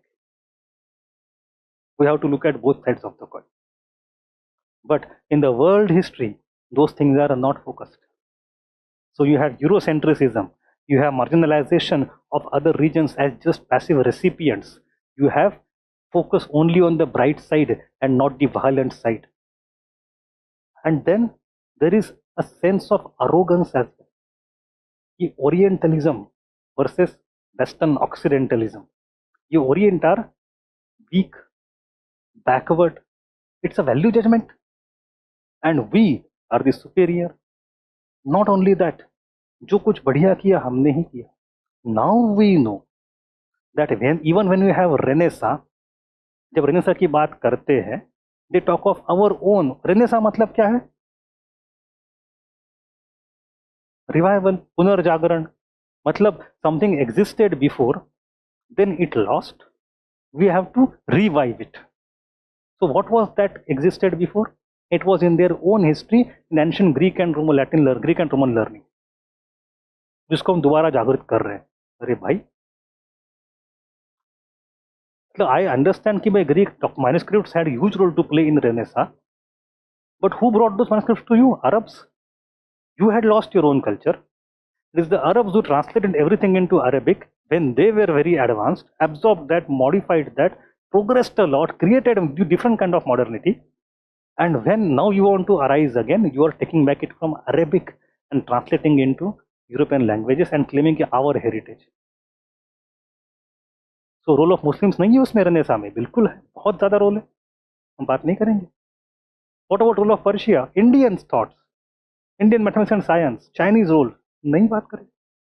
So now we understand that all these intellectual movements which emerged in Europe are claimed exclusively by Europe actually are not completely, totally, exclusively Europeans. Role of entire world is there. When you start recognizing that there is no Eurocentrism, you have to focus on black side also. Other regions are not marginalized. They also have their agency. Then you go towards global history. And that is the change that is happening in the way history is being written. You have to appreciate. ठीक है, बहुत सारी चीजें हैं. Why this change is happening? For example, आज ही change 1990s के बाद why this change is happening? Because Europe is no more dominant. Clear cut. When entire 19th century, early 20th century, Europe is the dominant power. So जो intellectual production would happen, it would happen to serve the powers to be. So in their universities, their professors, their authors, their book, everything is Eurocentric. Now Europe is no more center of the world. Gradually China is emerging. India is about to emerge in few decades. So for us, and that is actually not a new thing. It is actually, we will call it restoration. अपने लिए सदियों तक जो power of order of power था वो दोबारा आ रहा है. सदियों तक यही था. Asia was far ahead of Europe, always and always, except for last 250 years when we lost the race. And so I personally look at modern history as a history of lessons. भाई हम क्यों हार गए इसमें? What exactly happened? Like in 1490s, gradually you see, you have, for example, थोड़ा सा diverse हो रहा, थोड़ा सा डाइग्रेस हो रहा हूँ, बट बता ही देता हूँ. You have fall of Ottoman, fall of Constantinople by Ottomans. After that, what happens? Any Christian trader or merchant who would pass through Constantinople would be forcefully captured and made Muslim. Convert करना, तो जाना बंद कर दिए, घबरा गए. So the city which linked the two continents for trade, Asia and Europe, was now not accessible. The link was gone for the traders and merchants. What to do? There is huge amount of demand for Indian commodities. Then they started looking for alternative routes. दुनिया अगर गोल है तो चलो ढूंढे गोल वाला रास्ता. They found America, etc. Now, मैं lost the link in mind. मैं क्या बता रहा था?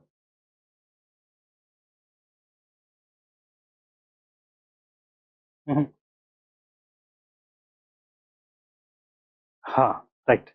So they started sea voyages. They would found America first Latin America and then North America. If you forget Viking and Newfoundland, वो तो अलग बात है. So in America, they would have access to lots of silver and gold. Had they not found America, it would have been extremely difficult to sustain the trade because Asians were all exporting and not importing anything from Europe. Europe had nothing to give to Asia, but they had all the demand of Asian spices and textile. So how to finance the trade? America ko looto. Europe on one hand exploited all the resources from America, gold and silver, and where gave this resources to Asia to get all the spices and everything. That was the whole model of early modern world. In the whole thing, they got lots of money. Gradually, commercial revolution, new middle class emerged and led to political changes. They surged ahead.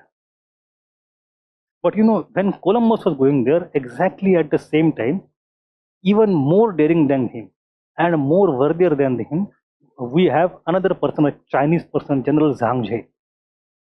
General Zhang He came from China, crossed Malay Peninsula, came into Indian Ocean. एक अकेला ship लेके नहीं आया, ना नीना पिंडा की बात नहीं है और सांता मारिया जो शिप्स थे उस तरफ. यहाँ पे ह्यूज शिप्स, चाइनीज जंक्स बोलते हैं उनको, huge ships, 7 floor buildings on the ships 500 years ago, and he entered into Indian Ocean. He would reach even African coast. एक बार नहीं, 7 बार. He was denied, don't go beyond that because of some superstition, so he did not come to Mediterranean Sea. So उसके बाद China would start falling back.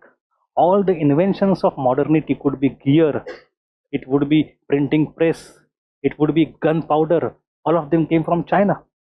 Compass, which led to all these changes in सब China से आया है. But China में आगे नहीं बढ़ पाया. It could increase in the West. So that point is called the point of great divergence. Why great divergence? उसके पहले Asia was far ahead of Europe. By 1500, gradually Asia starts falling behind, Europe starts changing, and by 1800, Europe is definitely much ahead of Asia. It is now that those modern years are gone, and we have reached inflection point once again. कि जो 1500 के पहले की दुनिया थी, power balance था, that would reoccur. Now every time there is a change in balance of power, it is never peaceful. Never. There are always world wars. World wars by that era's logic. You have French and American, British wars going on for 7 years war, or French Indian war जिसको बोलते हैं. You have 30 years war. You have World War I, World War II. Every time Cold War. So we don't know how this next transition will happen and on which side India will take place. India किस तरफ, इस तरफ या उस तरफ होगा. तो थोड़ा सा वो complicated situation अभी है. We don't know. हमें बच के निकलना है इससे. ये कॉन्फ्लिक्ट होगा, हमें बचना है. But the point is that world history is becoming global history. The reason is that Europe is no more dominant. We should have that understanding when you go towards approach to world history. Now let me come back to some type of questions to give you some idea and what kind of approach we need to take. कोई doubt है online? Sampath, how are you? Are you able to follow everything?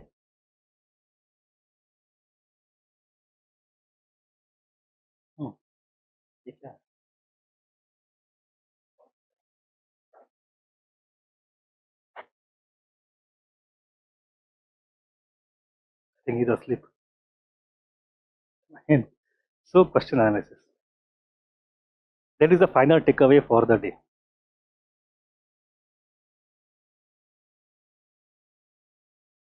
You see, this is a social science. It is not physical science. In physical science, we have one cause, one sequence, one consequence.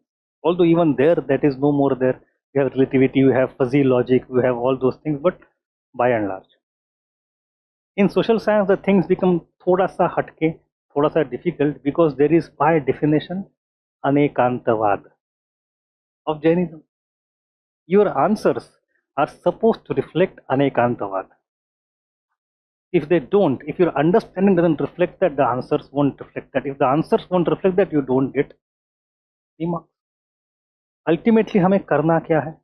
Answer writing is the essence. आपका जो knowledge होगा, the good amount of knowledge that will generate will translate into marks because of answer writing.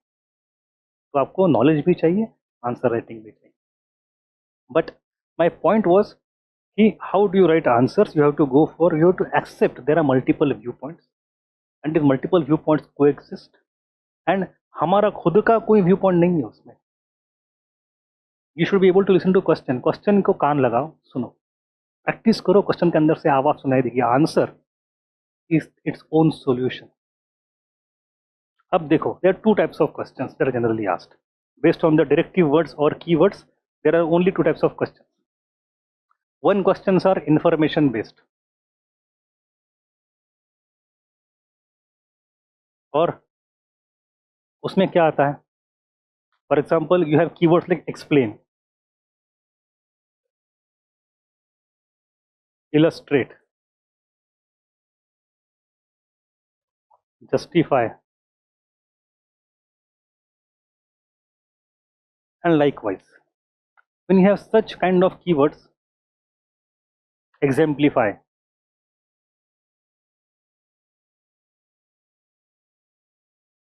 throw light on, dot dot dot. These are very straightforward questions. What are the causes of French Revolution? ये आपको कोई पूछे, 5 तो causes है, क्या है? Only 5 causes. Anybody? Sir आप बताइए. 5 causes of French Revolution. एक तो मिस्टेक्स ऑफ द मोनार्की, दूसरा economic crisis, third is the social structure of inequality, the states which is giving, then fourth is American Revolution and its impact, and the fifth is role of intellectuals, enlightenment thought. 5 ही खत्म. There is no sixth cause in our textbook, and every other cause gets subsumed within those 5 causes. So if I ask you a simple question, what are the causes of French Revolution? Explain. You don't need to come to level up for that. किताब है, पढ़ लो यार. क्यों time pass कर रहे हो आपका मेरा? कोई जरूरत नहीं है. यूपीएससी सवाल ऐसे नहीं पूछती, ये पूछती है तो कम पूछती है. Only 1/3 of the questions perhaps come like this, where you have a set of facts जो रटी हुई है, and you just write the answer directly. You don't need to do much there. You just need to reproduce the facts 1, 2, 3, 4, 5. But there are other type of questions which are, what is the term that I use for that type of questions?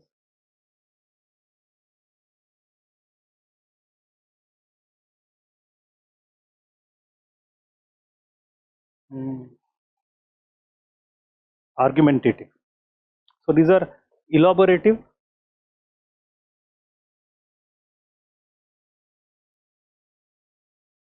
and these are argumentative. It is here पूरा game पलटता है. It is here your skill comes to test. Your understanding is tested. The keywords that you have in such questions, for example, you also have your elucidate, by the way. Elucidate. Here you have discuss, analyze, critically analyze, examine, do you agree, how far, dot dot dot.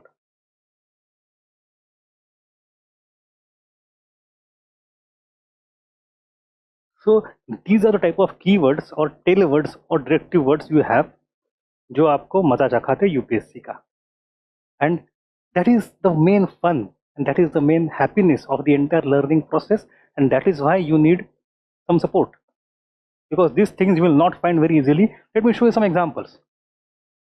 Take the first question. Without Rousseau, the French Revolution would not have taken place. It's a statement by Napoleon. Napoleon himself spoke that without Rousseau, the French Revolution would not have taken place. In light of this statement, explain the role played by Rousseau in French Revolution. 1, 2, 3, 4, 5. Khatam. It's a very fact-based, information-based, elaborative type of question which requires no skill. किताब पढ़ के वहाँ पे जाके vomit करके आ गए, points खत्म. But UPSC would rarely ask such question. UPSC would ask different way. Without Rousseau, the French Revolution would not have taken place. Do you agree? or critically analyze. It means you have to say yes and no both, and you have to argue from both the sides. अब गाड़ी फंस जाती है. How do you connect? How do you create arguments on the spot? And you cannot create arguments for every thinker separate. Rousseau के arguments अलग, Kant के अलग, Montesquieu के अलग. You can't do that. You change, facts may change, which are supportive. The overall idea, the thinking pattern remains the same. Rousseau का role क्या था 1 2 3, लेकिन Rousseau died 11 years before the revolution began.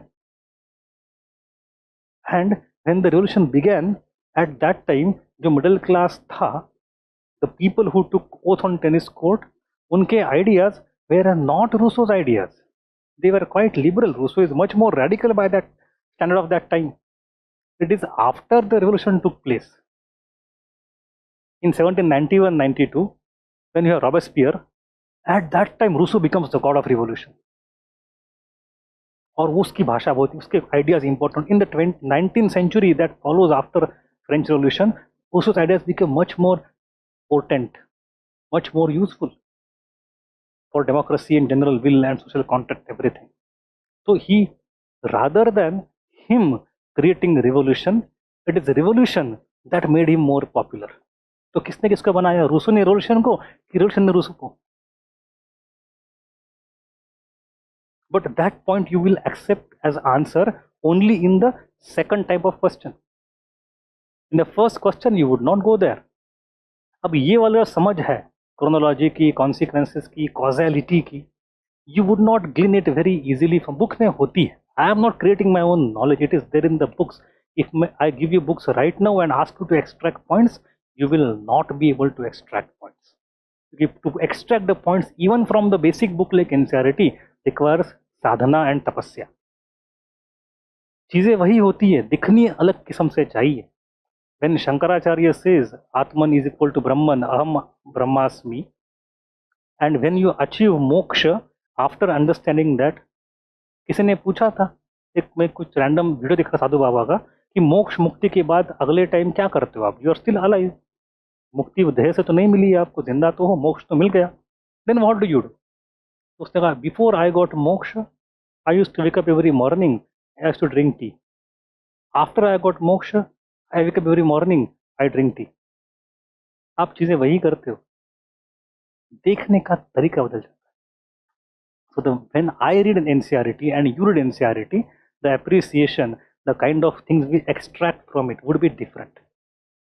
तो इसीलिए थोड़ा सा हेल्प की जरूरत पड़ती है, वरना किताबें किताबें ही है. आप 2 पढ़ोगे, मैं 20 पढ़ूंगा, बट किताबें किताबें है.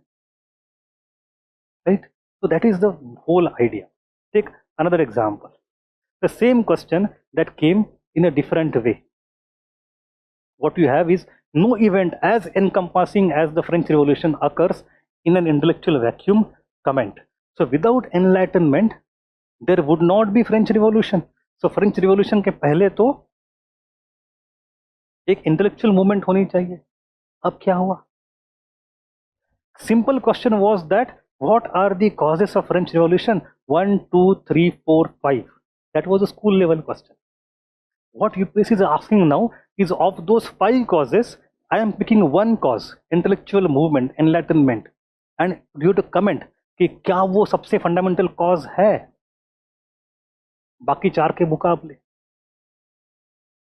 So to what extent this intellectual movement was fundamental to the generation of French Revolution?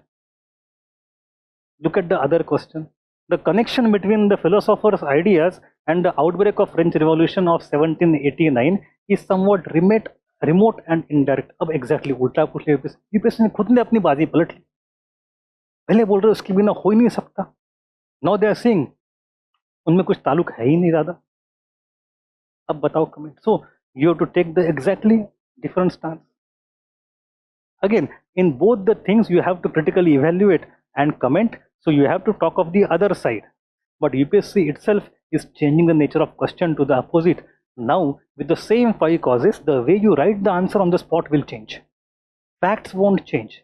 The presentation, the logical argumentation changes. समझ में आ रहा है? पक्का? Then French Revolution was not caused by the French philosophers but by the conditions of national life and by the mistakes of the government critically examined. Now they are giving some other cause altogether and they are saying critic एकदम explicitly कि no role of philosophers. अब बताओ, पहले बोलते उसके बिना होगा ही नहीं, इसमें शायद होगा, बिल्कुल उसके बिना पक्का होगा. So 3 questions in 3 different years giving you different views. In your book you have the same page to read, causes of revolution, cause 1 2 3 4 5, but you write 3 different answers, 3 different structures, 3 different approaches. UPSC का मजा इसमें, लत लग जाती है उसकी. Now let me give you some other examples also. Throw light on the causes of the revolution. Very simple, illustrative type question, elaborative type question. But the second question is, American Revolution was an economic revolt against mercantilism. And substantiate. Here you have substantiate. It means American Revolution would have 4 or 5 causes, of which the economic cause is picked up. And now I am saying substantiate. So here I would not go by saying कि भाई this was one of the causes. There are other causes. वो पूछा ही नहीं है भाई, यहाँ पे क्यों जा रहे हैं? Focus on why this is one cause. But if I change this substantiate and talk about examine, 70% my answer will change. 60% will change at least, not 70%. You see why? You will see, because this is an economic context. But is economic is the only reason? If I am a Marxist, for a Marxist, economic cause is the fundamental cause. So if I am substantiating a Marxist understanding of American Revolution. But if I am not a Marxist, I am examining it, I would go with the limitations of economic thesis. What about political ideas? What about mistakes of the monarchy? What about maturity of the colonies? What about freedom loving? What about enlightenment ideas? Right? So ideas also, basically क्या है? You have role of ideas and your role of economic material structure. Sometimes a question would focus on individual personality and what a role he has played. It could be Napoleon, could be Bismarck, could be Hitler, could be Sardar Patel, could be Gandhi, could be Nehru, could be anybody. But if you have examined all that, you go to the other domain. The role of person is okay, but there is larger force of history as well. Structural analysis, economic causes. अकेला आदमी क्या ही कर लेता? गांधी बाबा नहीं होते तो क्या होता देश का? UPSC asked the question. If there was no Gandhi, how would Indian freedom would have looked? मिलता पक्का. If not in 47, in 57. If not so peacefully, relatively, more violently. If not with Congress, without Congress. Doesn't matter. मिलना तो है, दुनिया में सबको मिला. क्या हर कंट्री में गांधी था? नहीं था.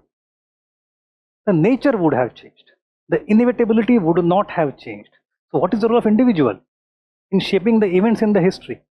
It does play some role in shaping, but it does not play a conclusive role, because the larger force of history is in that direction only. That is the stance I would take in one type of question.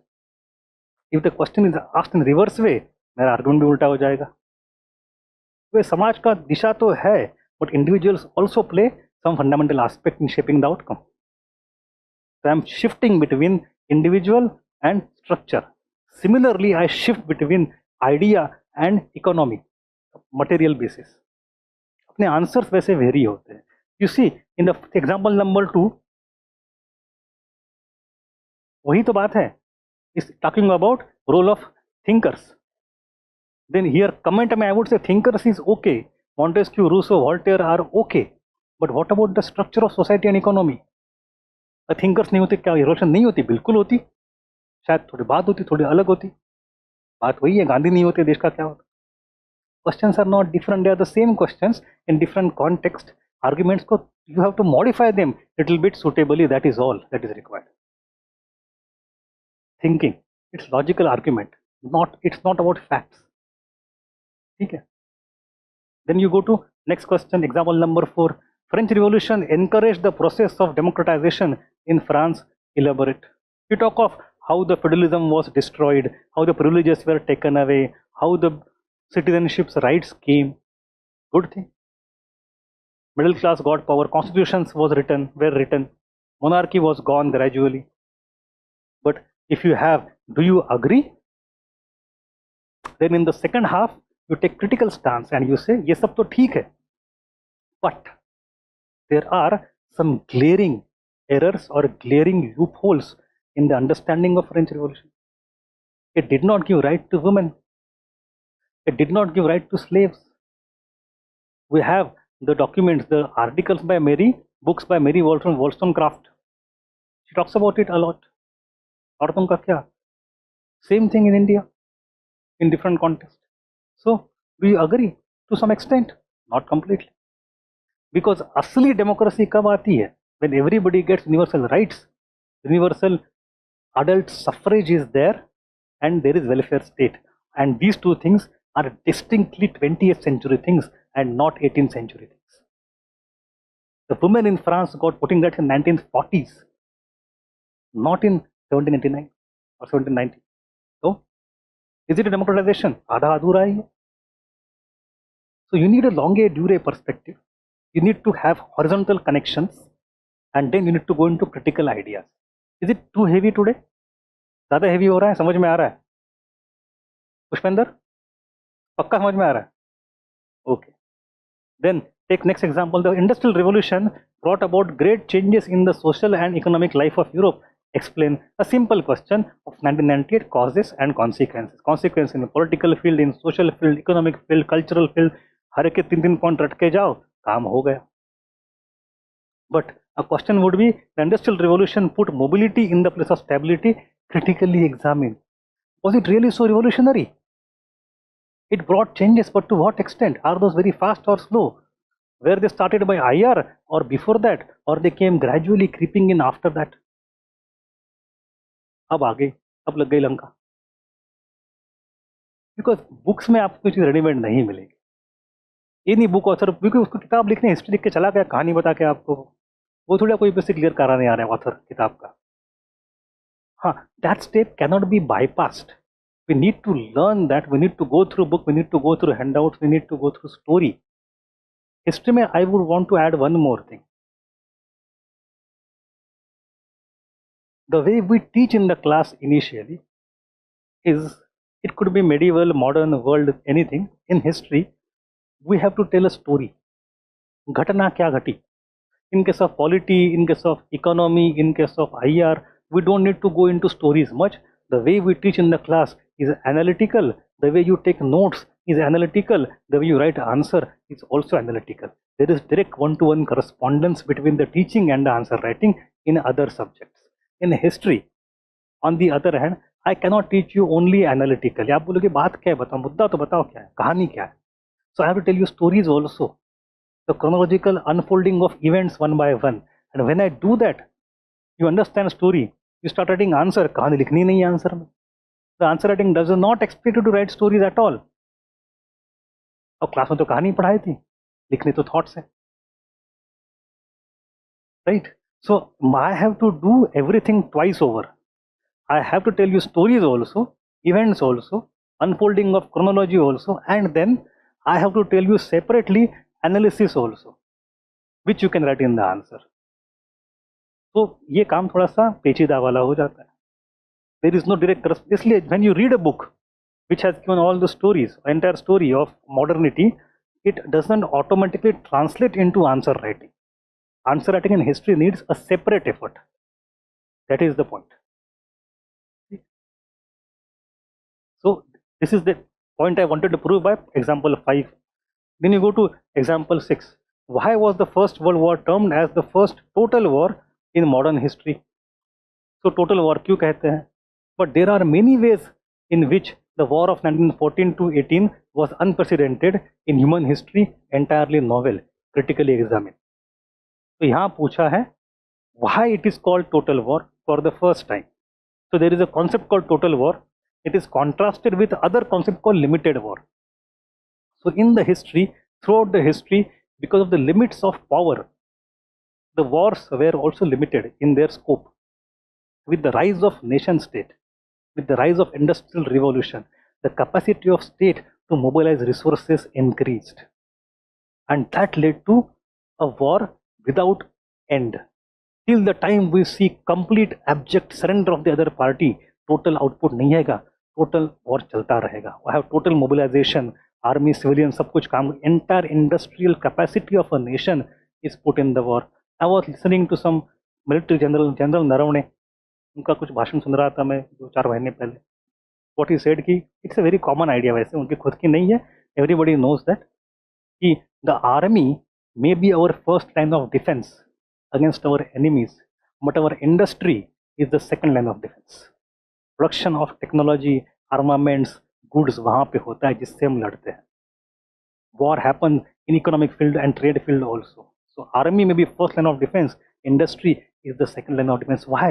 When you have industry as a line of defense, industry में workers कौन है? Labor, civilians, they are also fighting war. Going to factory becomes act of war. So in total war, a total society is participating in the war. Why? Because it is industrial revolution के बाद वाला war. So now I know the features of total war, for example. So I will say these are the features. For the first time it happened. But the question is, critically examine. Is it entirely novel? उसके पहले कभी हुआ नहीं था World War I के पहले. अब बात फंस गई. What they want in the 2019, UPSC syllabus says World War I and World War II as total wars. The question is asking, was it the first total war? What about American Civil War? Does it have some elements of total war? What about Crimean War? Does it have a huge role of technology and machine guns? तो आपको World War I के पहले वाली बात करनी है. So you are supposed to compare the wars and the extent of totality in them. बात फंस गई. कोई किताब नहीं बताएगा आपको, आपने से पढ़ाई नहीं होगा. So even I have to agree that even if I take 40 lectures, even then my focus is primarily on creating logic, creating concept.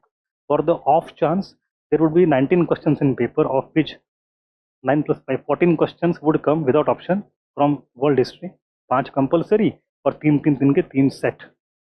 You have to pick at least 1 or 2 sets.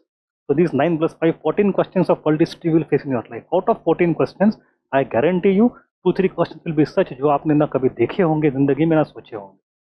ये होगा. And this will happen generally in compulsory 10 marker question also. होता है, हर साल होता है. If your ideas are clear, your logic is developed on the spot, you will be able to decode the questions. If not exactly or completely, up to some extent. Let me give you one example. There was a question in GS and also in optional about the decolonization of Malay Peninsula. Malay Peninsula. अब हम सोचते हैं यार syllabus में लिखा है Vietnam, हम Vietnam पढ़ के गए थे. सिलेबस में in the syllabus they have not written but they have asked in the past Indonesia. So I have read Indonesia पढ़ के गए, वियतनाम पढ़ के गए, पूछा मलेशिया. अब क्या क्या पढ़े? Now, if that is the concept, then it will be a problem. But if you just understand and think why they would ask a question on Malaysia, the things are amply clear. The Malaysia or Malay Peninsula is a multi-ethnic society like India. Malay Peninsula was colonized by British like India. Malay Peninsula had to therefore face divide and rule policy like India. वहाँ पे तमिल है, Malay है and Chinese. And then after independence, Malay Peninsula also experienced partition like India. Singapore got separated.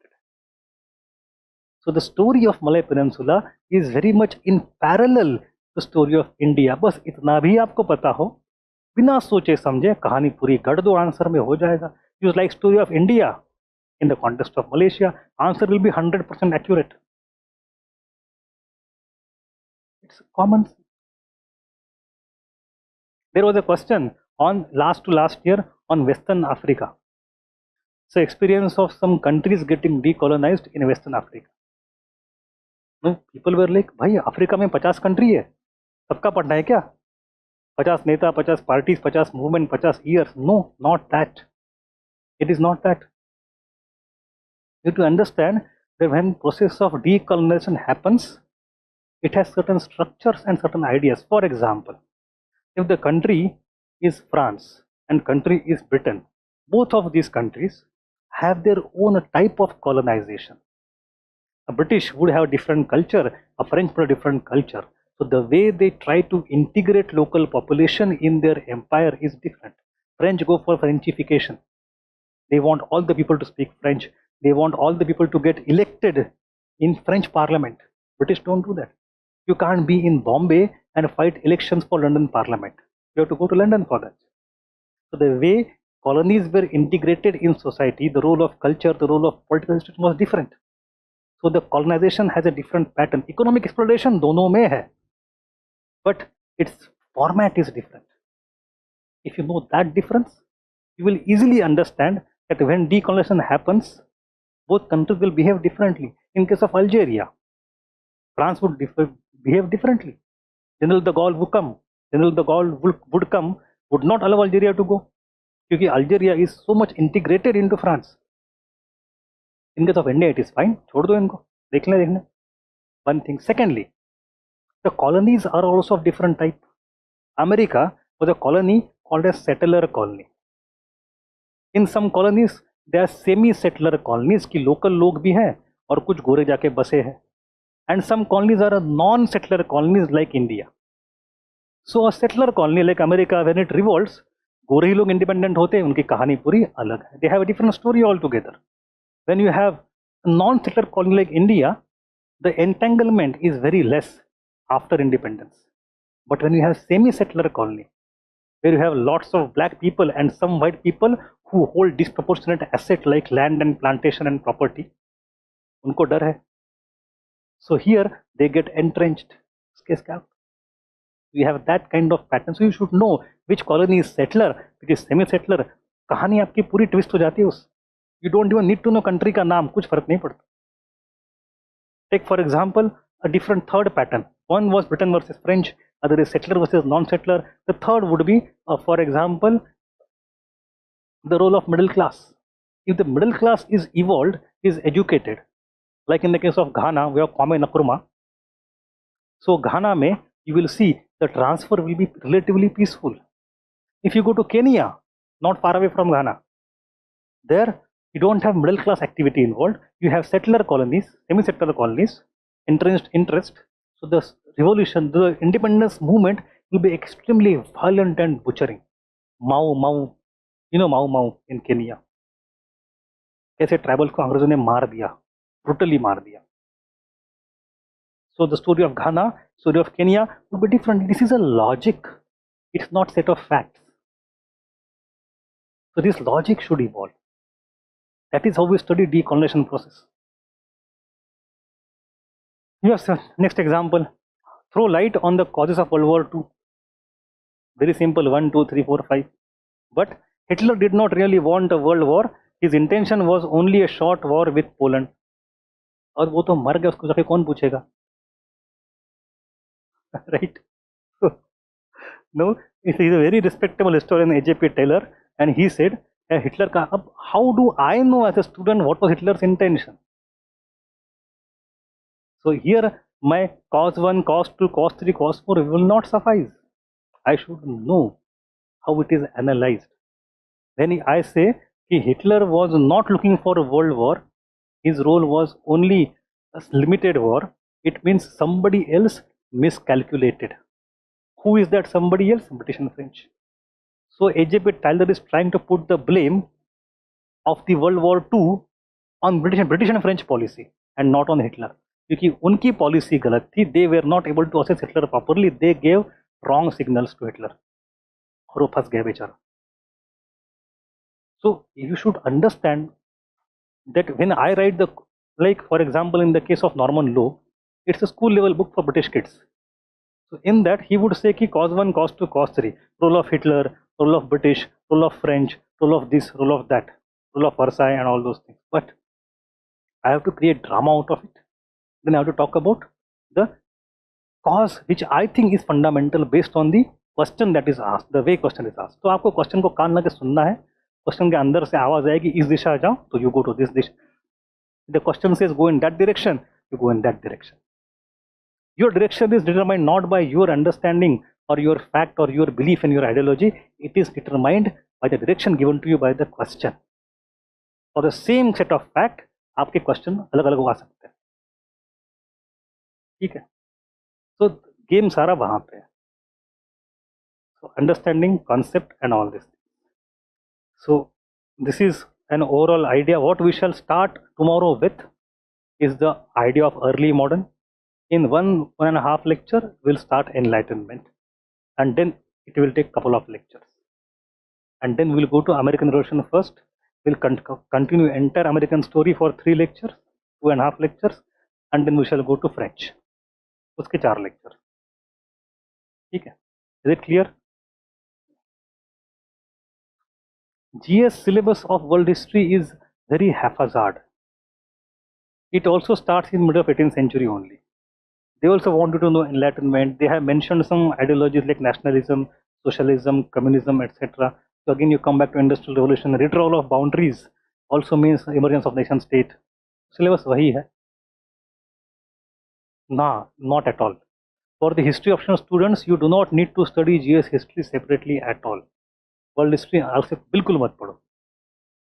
ठीक है? Rather, the GS students face lot of problem. You will not face any problem there.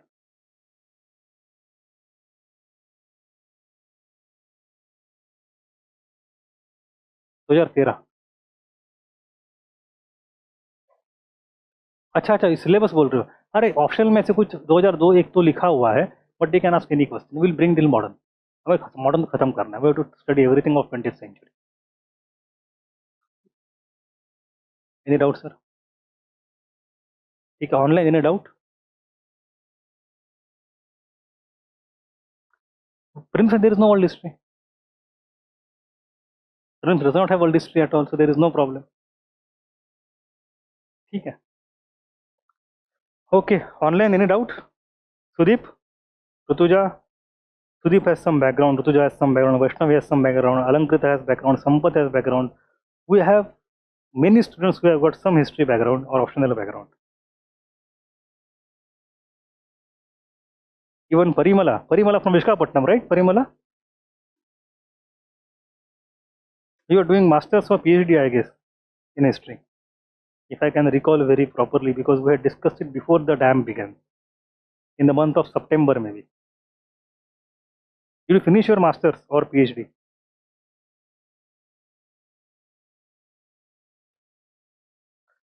Okay. We'll discuss on call, no problem.